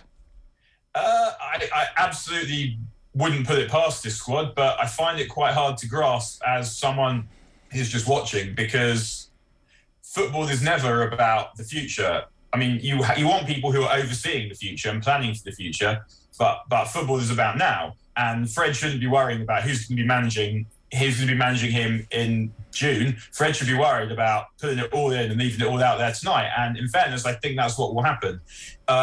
I'm absolutely certain that people in any field of human endeavour will find excuses to do less. And if you want an example, think about the last time you watched a fight and you saw one of the guys in there gas. Now, that is a tribute to human laziness and human ability to procrastinate and human ability to just get distracted. Because if you go into a fight in a cage and you're undertrained and you're not fit enough, there's a good chance you will take a pasting. And yet you still see people do it quite often.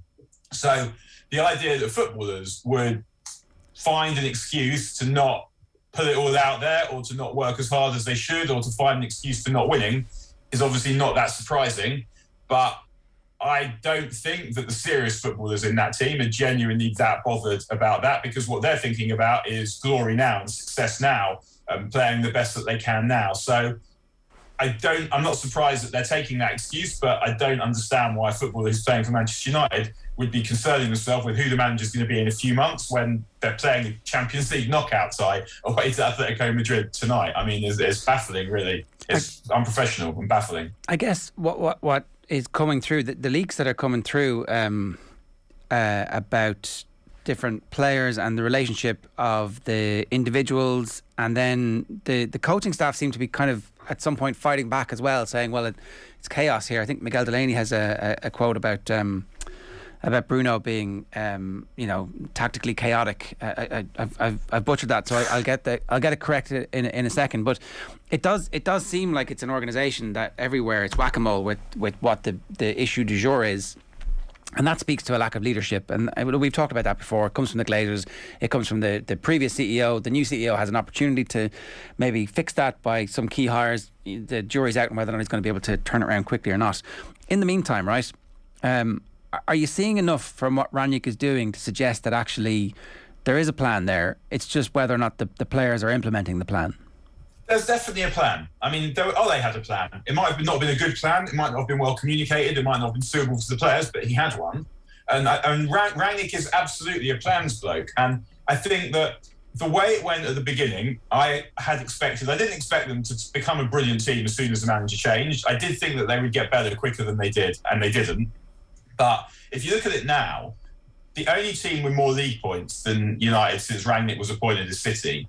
And there have been very significant improvements, particularly in the last month. And I don't understand how anyone would be able to watch United and not think that the performance we saw against Leeds was streets ahead of the performance we saw against Newcastle or against Wolves. I was surprised that it took him as long as possible to work out what to do, that the 4-2-2-2 wasn't suitable for that squad, that he couldn't be leaving out Bruno Fernandes. And to go back to Bruno Fernandes, because you mentioned him, about the tactical anarchy, I get why someone would think that, but I don't think that it's entirely fair, because the reason why I say that is because, number one, if you took Bruno out of this team, it would be a joke.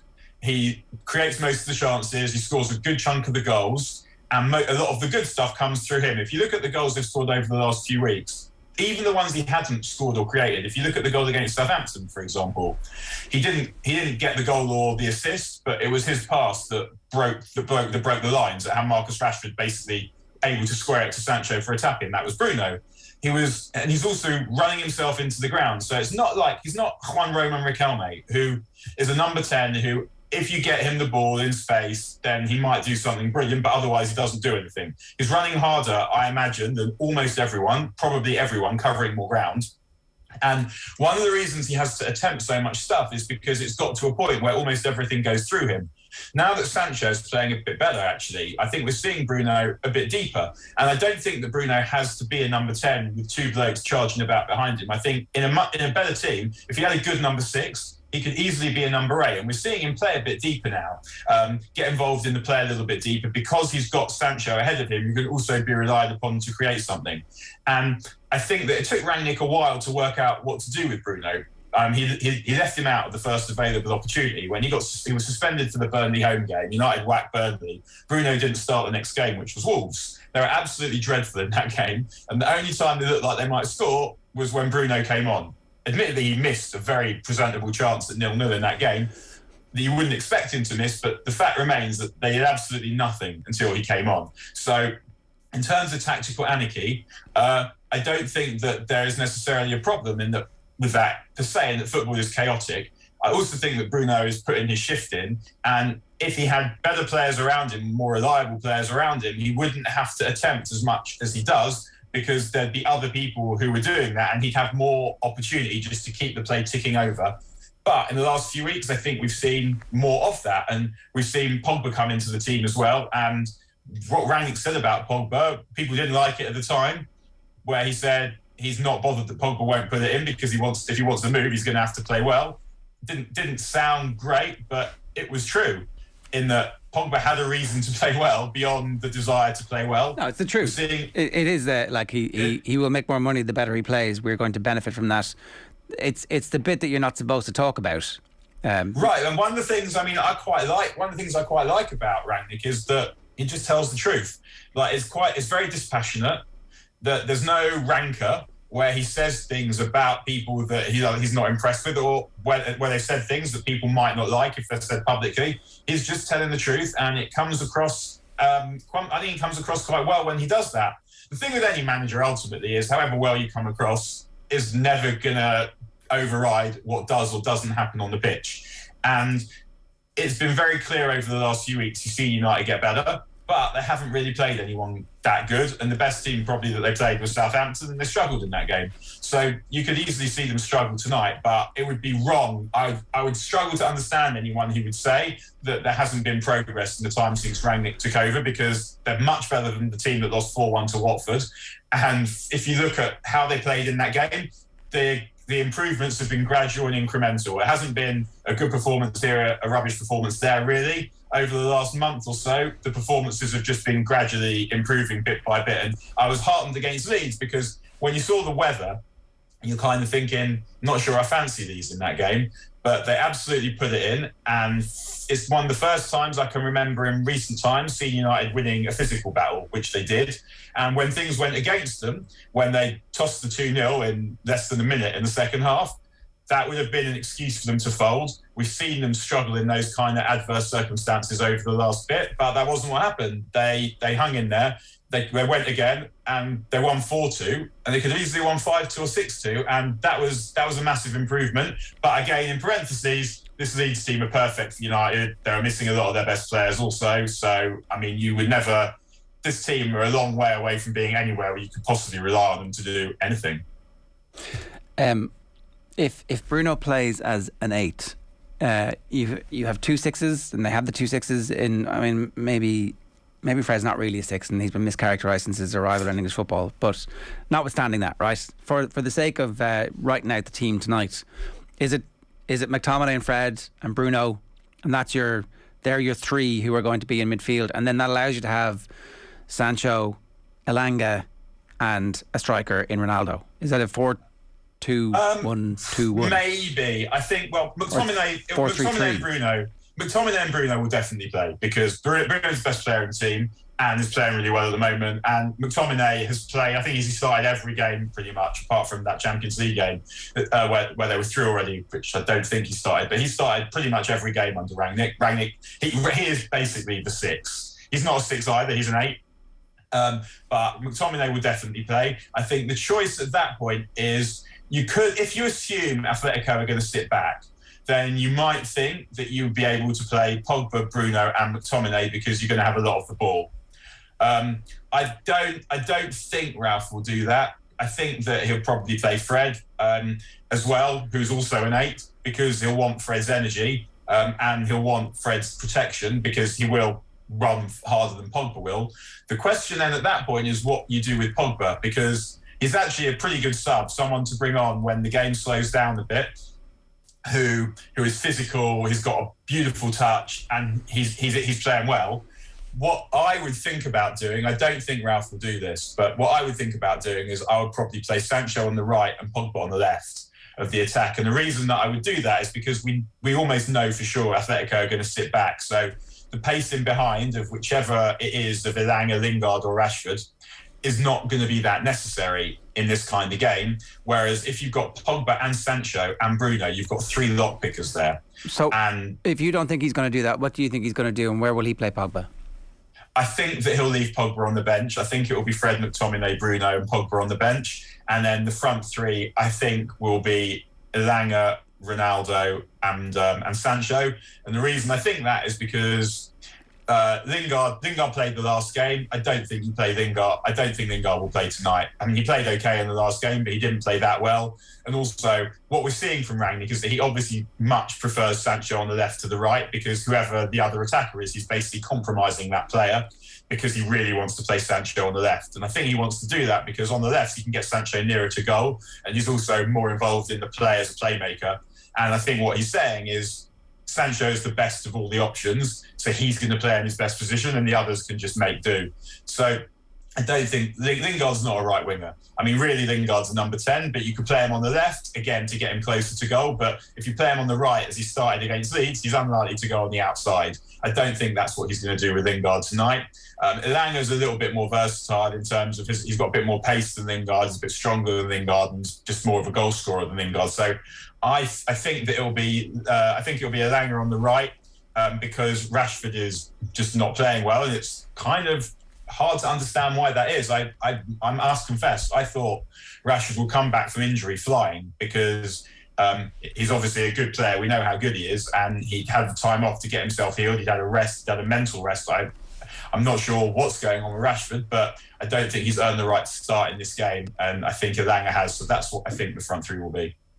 What's going to be the centre-back partnership for the rest of the season, and how confident or otherwise are you of, say, a Scott McTominay and Paul Pogba midfield giving Harry Maguire the required protection? I don't know. I mean, I think that it will be Maguire. I think that Ralph has decided on Maguire. Obviously, Varane will play. I think that dropping Maguire, he sort of did it when Maguire was the injured and Lindelof played. And he actually sort of had an excuse then to keep playing Lindelof and Varane, because Lindelof was playing all right. But then Lindelof's home got burgled, so he brought Maguire back in. So then he was actually going to have to drop Maguire, drop the captain, whereas previously he could have had a situation where Lindelof and Varane were playing it, and it could be, well, the guy who came in played well, you're not dropped, you just can't win your place back until Lindelof does something wrong, and then it would have been much easier. But now I don't think Rangnick will want the aggravation of dropping the captain, want the unwanted attention of dropping the captain. And there'll be games for Lindelof and football for Lindelof because Varane, they don't want to play Varane 2 games a week. So like they left him out against Leeds because they want to be careful with his fitness. So there'll be enough games for Lindelof. But I think the first choice partnership will be Maguire and Varane. And the thing about Maguire is his just this season, he has perpetrated some of the worst games I've ever seen from a United centre-back.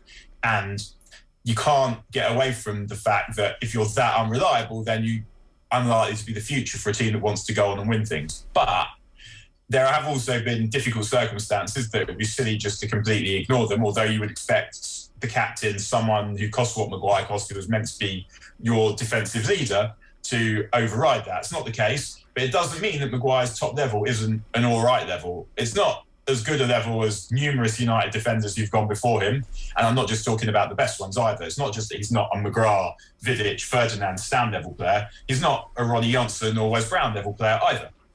But when he's playing well, he's good enough to be okay at this level. He can play international football, he can play Champions League football, but he has to be at his best to do it. Is he really not as good as Ronnie Johnson?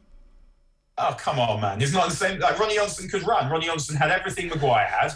He was good on the ball. Ronnie Johnson could play in midfield. When United played a quarter-final in San Siro against Inter in '99, Henning Berg and Jaap Stam played at the back, and Ronnie Johnson played in midfield. He was good on the ball. He was as strong as Maguire, and he was quicker. He was a much better player than Maguire. It's not even close. And similarly to Wes Brown, a much better player than Maguire. But that doesn't mean, because these other players were much better than him, that Maguire isn't a useful player. He doesn't have attributes. His attributes aren't as strong as you would like them to be, and he's not as reliable as you would want him to be. And what he doesn't have, another defender who isn't someone anyone would even think of, Mikel Silvestre, was error-prone in a way that Maguire is, but he had recovery pace that Maguire doesn't have. And if you're not... The other thing we should say in Maguire's defence, I think, is that if you are a defender who has a slow turning circle and doesn't have a great deal of pace, then you could do with a keeper behind you who comes off his line. De Gea doesn't really do that. And it may well not be a coincidence that Maguire's best run of form for United in the second half of last season came when Henderson was in net. But the best defenders don't require that.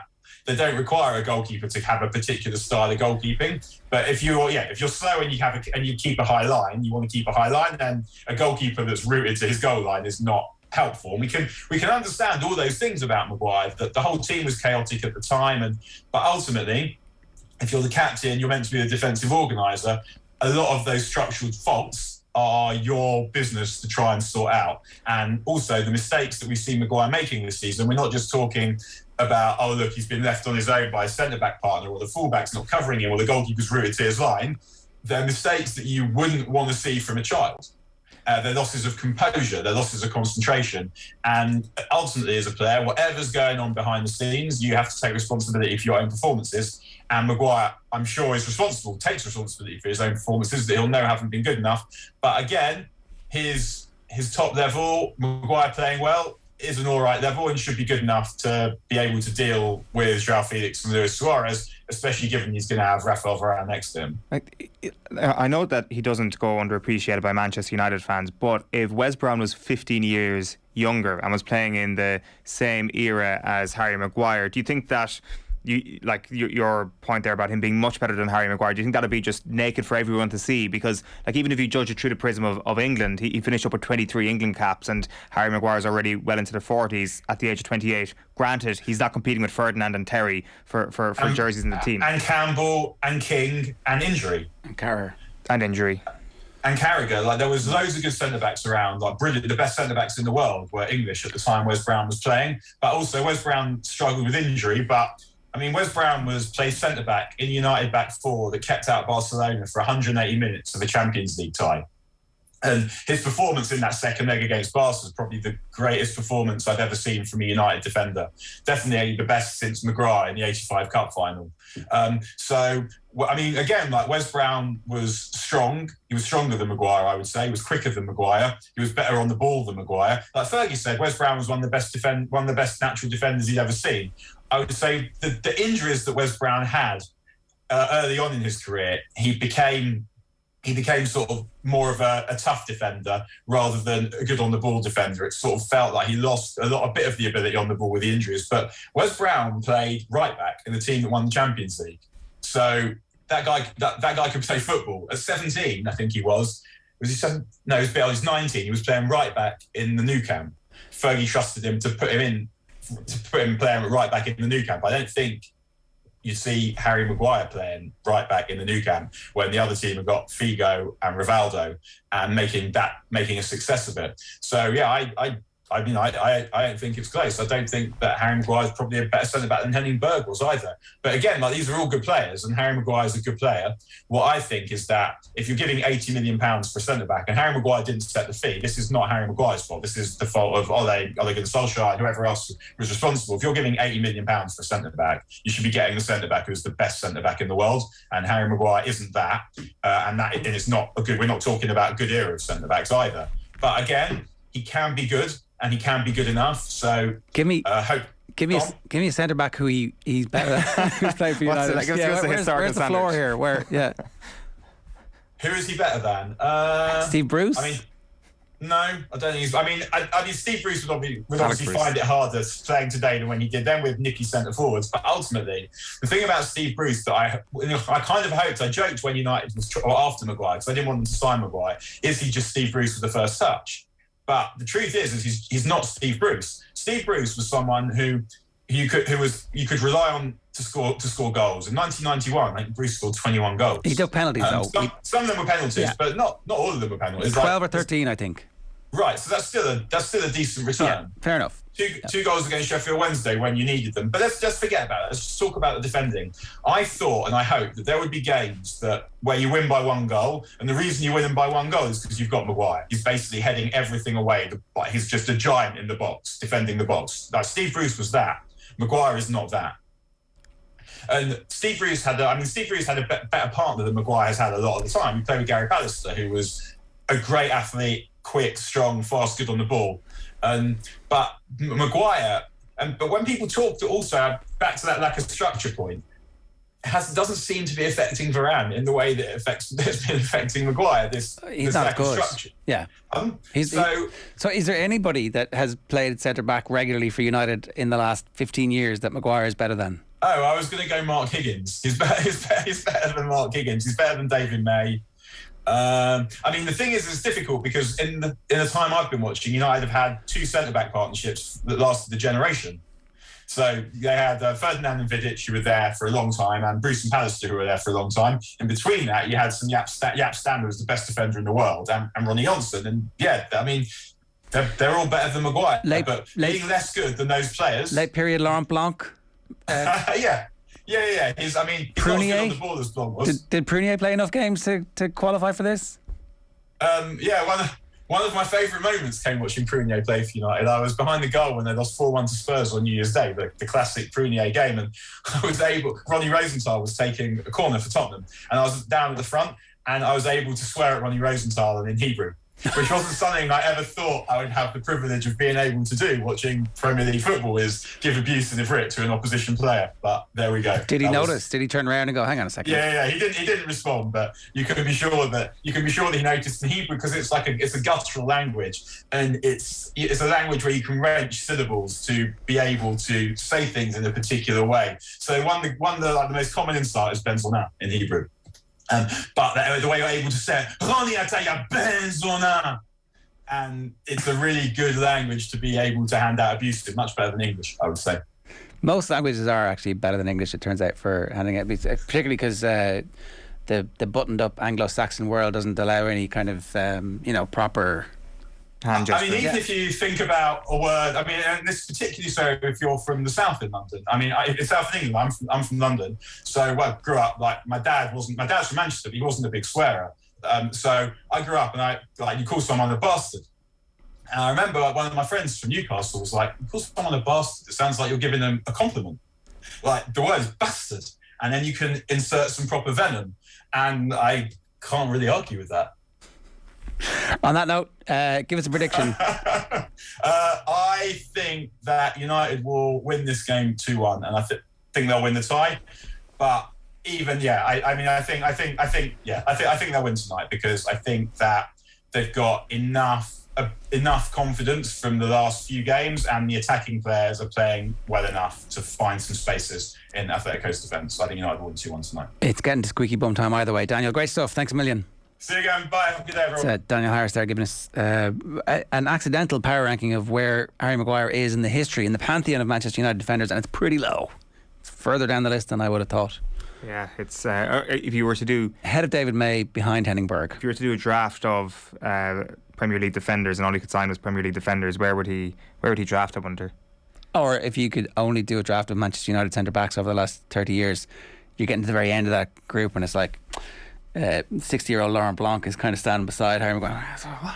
I'm like, come on, better than this guy. But we've all felt that, haven't we? Yeah, like we absolutely have. But someone somewhere, and a lot of people in one place in particular, have seen something in this guy. Yeah. It might be due to a lack of options. Selling to Newcastle. OTB AM is brought to you by Gillette. Good morning. Start with Gillette. Put your best face forward with their new and improved razors. We've been asking you for your best football movies today. Zidane, a 21st century poet. Great Mogwai soundtrack, says Peter. Mike Bassett, football manager. Another shout for that. Has to be the true story of escape to victory. I still try and watch it once a year. Great crack altogether, says Shifty Lads. Good morning to you, Shifty. Marvellous with Toby Jones is a great feel-good football movie. Stumbled across it a few years back, says Mervyn. I don't know that. Haven't seen it.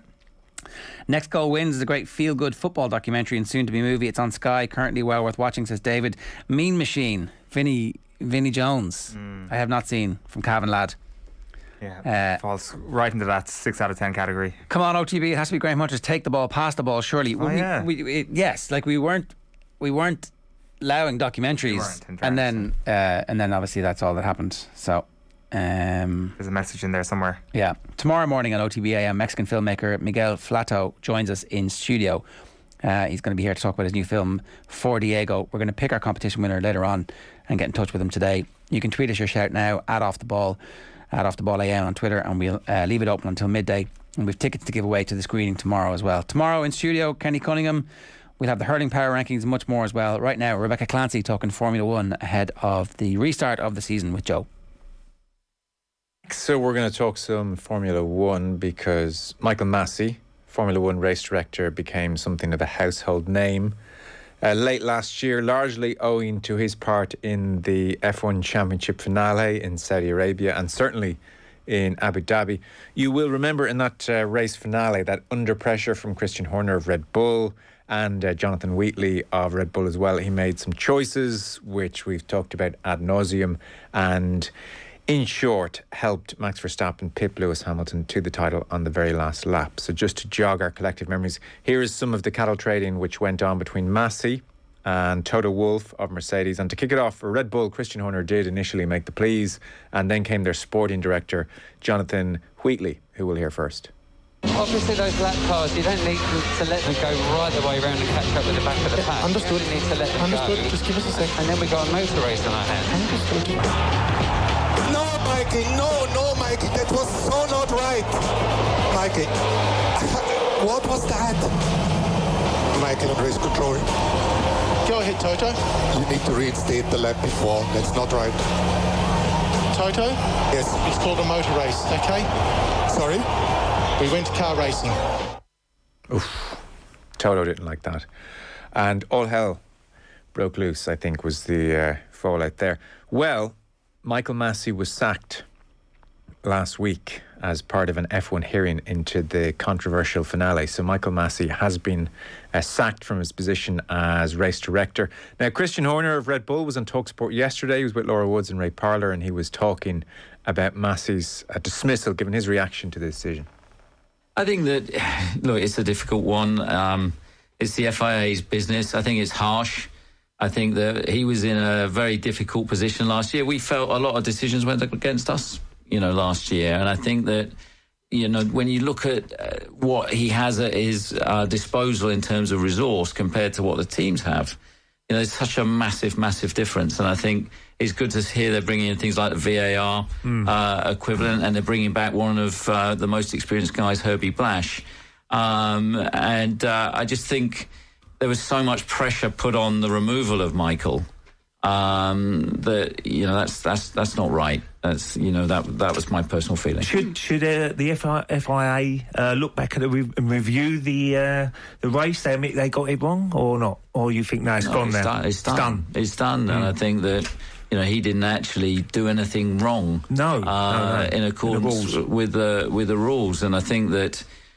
It's a bit of a smokescreen because when you look back at that race, Mercedes had two opportunities to pit. There was a virtual safety car and then there was a safety car, and the driver was asking to pit on both times and they left him out. And that's what exposed him at the end of the race. That's tactically we got it right on the day. And small margins. It's those small margins. Yeah. So there you are. Christian Horner on TalkSport yesterday. Very happy to bring in Rebecca Clancy, who covers motor racing for the London Times and the Sunday Times. Hi, Rebecca. Hi, how you doing? Very well. Funny there when Ray Parlour asked Christian should they revisit the race result, he didn't think so. No, funny that, isn't it? Would have been the other way around, I imagine, if it hadn't been Max Verstappen who claimed his world title. Yeah, so Michael Masi, dumped. He is the fall guy here. Yeah, not really a surprise. And I have to say, I know Christian Horner there saying it was harsh, but I don't feel like it was harsh. I think he had to go, really. He is a very nice guy, but he wasn't the right person for the job. He came in at the end of 2019. Charlie Whiting died on the eve of that season in Australia just before the race. And he was catapulted into this role that he wasn't particularly ready for. He had been learning under Charlie. He had a lot of experience, but he perhaps needed a bit longer. And with his dismissal, I have to say that it was all well and good what happened in Abu Dhabi. And actually, Christian Horner is wrong in the sense that he did make mistakes. There were two pretty clear mistakes, and they are due down to the allowing the lap cars to unlap themselves. That was wrong. And the timing of when the safety car came in as well, that was wrong as well. But superseding all of that was a regulation which says that basically the race director can read the rules however he wants. And that's eventually what happened. And that's why with this decision that the FIA made, they've got rid of Masi, but they haven't admitted any fault. They haven't admitted that any mistakes were made, because in their reading of what happened, they don't feel like there was. But Masi didn't just make mistakes in Abu Dhabi. There has been a level of inconsistency last year, which made racing really difficult to follow at times. We had the incident between Max Verstappen and Lewis Hamilton in Brazil in that turn 4 when Max Verstappen pushed Lewis Hamilton wide. He didn't get any penalty and they both went off the track. And that seemed like a clear penalty. And then in Saudi Arabia, a similar thing happened again. And Verstappen was punished that time. And Verstappen even joked after that race in Saudi Arabia how, it's fine in Brazil, but it's not fine here. And that level of inconsistency was hampering racing in a way because drivers weren't sure how hard they could press, where the line was. And that was really difficult. But even going before then, we had fairly huge mistakes made in the refereeing decisions. If you look at Turkey 2020, during qualifying, it was a wet qualifying, there was a crash, and the clearing up, and there were cranes and marshals on the track. And at that moment, Massey alone made the decision to allow the second part of qualifying to go ahead. And the cars were out on track while there were marshals and a crane on track. And for anyone who's followed F1 for any amount of time, I don't need to remind you of how dangerous that is. And just looking back to the 2014 accident in Japan with George Bianchi, he crashed into a crane in wet conditions in Japan, and a year later he died from those injuries. So we take it really seriously. And with Massey's departure, you can't just look at Abu Dhabi. You have to look back over his record of those 3 years that he was officiating over Formula One. And he made enough mistakes that I think the FIA were right to get rid of him. Okay. And do you feel the FIA drove home this decision, and no pun intended, or was this very much a Mercedes point of view? We are not going back. Lewis is not going back if Massey is still in place. I think either way, I think Massey probably was out at the end of last year in the sense of just last year was a mess in terms of decision making. Mercedes were heavily pushing behind the scenes for his removal, and you can understand why. But they were not alone. Quite a few of the other teams came out, no one would go on the record, but lots of chatter behind the scenes saying that they wanted him gone as well. Because as I was saying, it's really confusing for teams and for the drivers when you're racing to what you think the regulations are, but there's someone sitting in race control saying, actually, this is my interpretation, and it's totally different to the 20 guys who are on the grid and all of the thousands of people working in the teams. That's really hard to race against. So they've done the right thing by getting rid of him. He's been replaced by 2 men. So I think there's probably a sense that this thing had become a bit of a pressure cooker. So alternate races just to diffuse some of those heightened emotions, probably a good idea. Is there a sense that the 2 replacements are more experienced and more up to the job potentially? They definitely are more experienced. One of them has just celebrated 40 years as an official, 20 years of those as a race director. And the other also has 20 years under his belt. So there definitely is a sense that this is the right way to go. When Charlie actually died, there was a feeling then that he had way too much on his plate. I mean, the race director, he's the track delegate, he looks after safety. It's such a huge job. There was a feeling back then that actually they needed to split the role. But then it didn't happen. And so what this has allowed, we've got a new FIA president in now, and he got voted in December, and he's come in and said, look, we do need to change things up. So we've got these 2 guys in. And then on top of that, they've brought in, as Christian was mentioning, this sort of VAR, the equivalent, where they'll set up a remote stewarding office in one of the offices in the FIA. I think it might be in Geneva they're pushing towards. And that will support the race director. And so that's really important. And then on top of all of that, perhaps one of the most important things is they're getting rid of the teams being able to speak to the race director. And as you played out at the start, putting pressure on, perhaps manipulating decisions or trying to get into the head of the race director and have an influence over what they do. And so that's really important. But it has to be said, teams will still be able to speak to the race director in some form. It's not actually clear how this is going to happen yet. So it looks like Herbie Blash, who was mentioned in the bit that you just played out, he's coming back. He was Charlie's deputy. He worked for F1 forever. The long-running, he's one of these urban legends almost, Herbie Blash, that he's been to more races than absolutely anybody else. And apparently there was a bit of an argument between him and Bernie Ecclestone about who'd been to the most races. You know, it's one of those sort of, he's like a living legend within the paddock. So he's a really good addition, and he's a great guy to bring back. But it seems like he will be the gatekeeper, I suppose, of messages. So teams will go into him. They will ask questions as to what's happening during a race. And then it will be Herbie's role to decide what goes on to the race director and what actually you just tell the the team principals or Jonathan Wheatley, the sporting directors, just pipe down. Racing. I did read about some of these rule changes, like the VAR equivalent, but it is devastating news, I have to say, that those brilliant, dramatic, made-for-TV moments of Toto screaming to Michael that this is not right are gone. I mean, this is a devastating day for the sport, in my opinion. Bring them back. They were the best thing. They were the best part. It was the most dramatic sports audio available worldwide. I honestly agree with you, and I have to say, I wonder if by bringing in the kind of the layer of Herbie, I wonder if they'll still play those radio messages that they radio into Herbie, rather than it going straight to the race director, because the race director really should be doing other things than listening to Toto and Christian and Franz and Gunter and all of them shouting at, everybody has their own agenda. And so I hope, because I agree with you, because I thought it was brilliant that they played those out, because we've had some absolutely brilliant messages played out. We didn't actually know that was all happening behind the scenes before FIA and F1 decided to play them out. So I'm hoping to some degree we'll still get them. Okay, I hope so. And I presumably as well, I should have asked this actually at the top, I suspect you're not burying the lead on us. The decision to sack Massey hasn't made it, more arguable for Mercedes that justice was not done in Abu Dhabi. Therefore, we're appealing Max Verstappen's win. That's done. That's over. No chance. No, I would have really buried the lead if I hadn't mentioned that. No, I mean, to be honest, Verstappen as champion was confirmed last December when all of the appeals happened. Obviously, we had the appeal straight after the race with Mercedes, and then we had those few days afterwards where they announced basically a period where they could decide if they were going to take further legal action.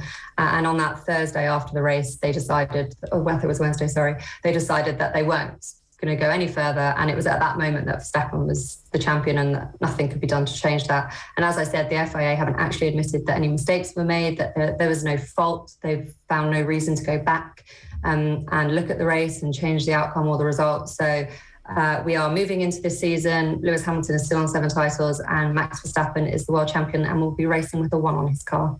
How close do we think Lewis Hamilton was to walking away from the sport? So I asked him this actually saw him on a Zoom call on a few days ago now, and I said to him, how much were you seriously considering retiring?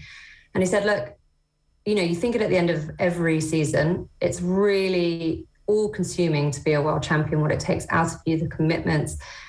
But I have to admit, I lost a bit of faith in F1. And he was really honest about it, but I don't think it was ever a serious consideration. I think he was allowed, Mercedes, Toto Wolff, they allowed him to just go away, to go into hiding, basically. And so I don't think he ever really was going to walk away. He deals with that kind of defeat in a different way to the rest of us. He said, a lot of people, this would define their career, but I won't let it define me. The statement that he made to us was, if he thought I was good at the end of last season, and he's talking about how he won those 3 races up until Abu Dhabi, when he looked like he was out of the championship, and then he won those 3 races on the bounce, and particularly Brazil, where he was effectively demoted by 25 places. If you thought I was good at the end of last year, wait till you see me this year. His statement of intent of coming back and fighting and coming back is so strong. We saw it in 2007 when he missed out on the World Championship in his maiden year by a point. 2008, he was champion. We saw it 2016 when he was fighting with Nico Rosberg, a really hostile year, really tough year for him. He lost out. 2017, he comes back, he's champion. This is how he deals with it. He sees adversity as kind of motivation. And so I think he said he lost faith, and I have no reason to doubt that, because who could blame him? But I think we'll see a very motivated Hamilton back this year. Okay. If you think I was good before, watch me now. Are Netflix feeding in these lines? I mean, my God, I feel like that's in the trailer already. He's had 2 months to think about them, so they're going to be good, right? Speaking of new season, I know you're in Barcelona for testing, which I must ask you about in a moment, but new season starts in Bahrain on March the 16th. 5 days before that, Season 4 Drive to Survive drops. So that's going to stoke things. There are going to be things said in Drive to Survive Season 4 which will bring the whole thing up once again. Did Hamilton cooperate in any great way this time around? Do we know? Was Verstappen cooperating? I think he doesn't like the way they're editing things, I know. Yeah, so it's going to be brilliant. So the first race is Bahrain, March 20th. As you say, the Netflix documentary comes out timed perfectly before that.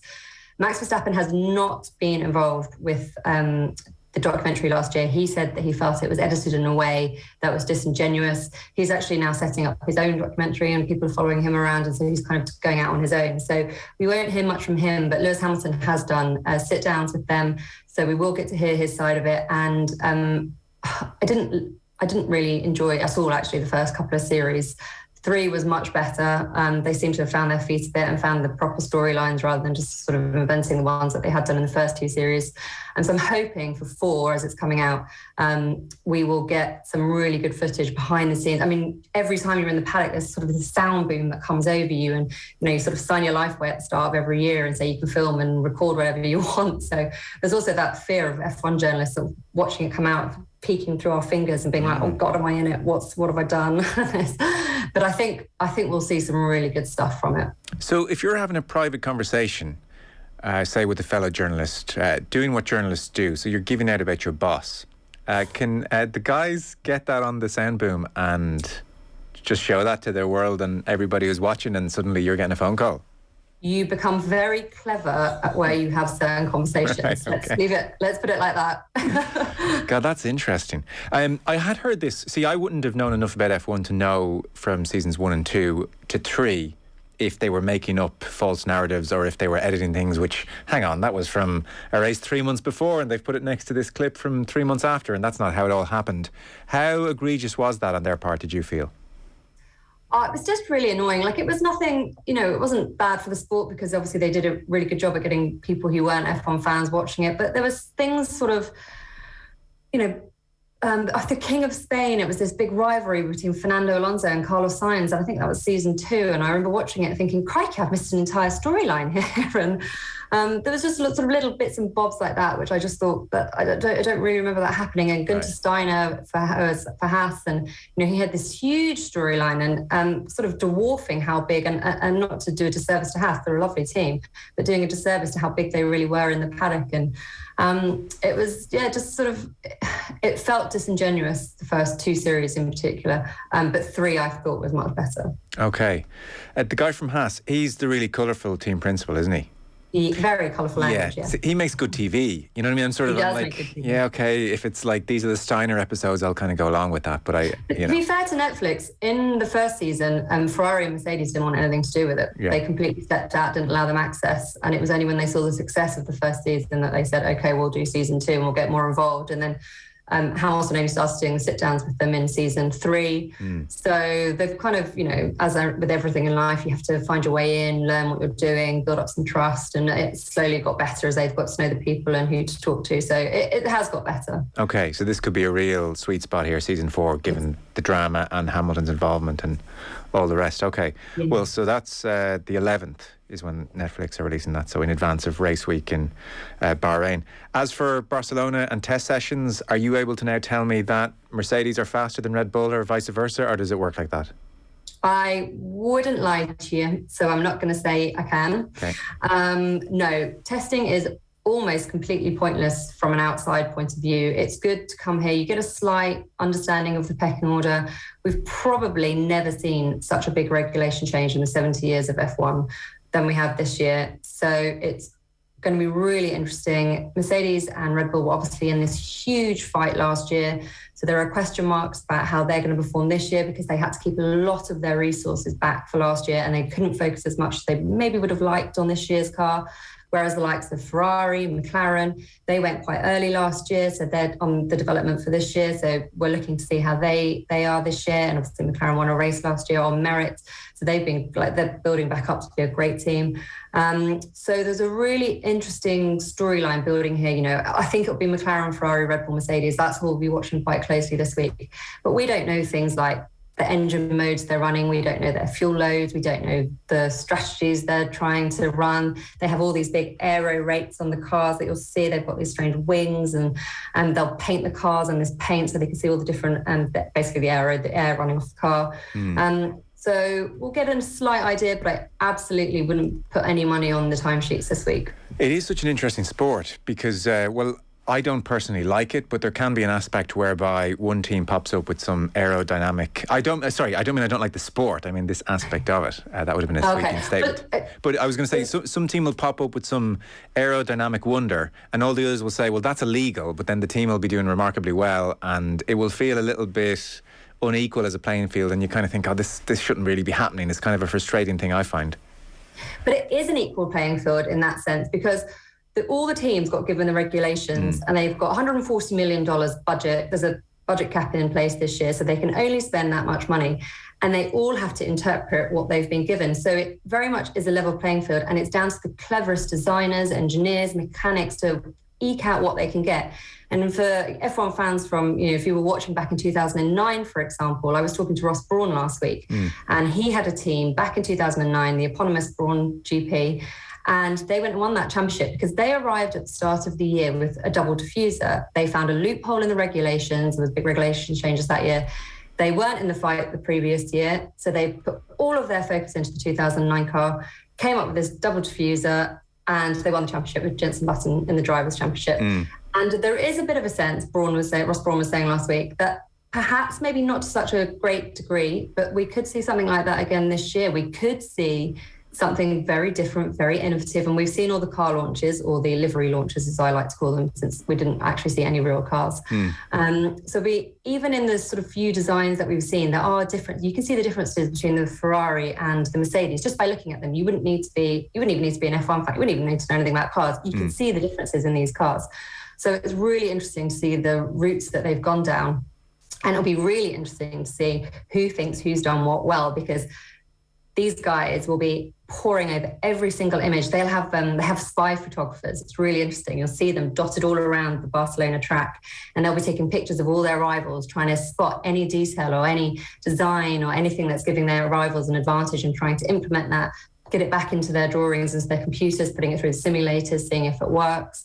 So it's really clever. Like, this is a really fun, and so I like this side of it. I like the engineering side of it, and I quite like this whole part of it, and how they, what they can come up with, and who can be the most clever with their design.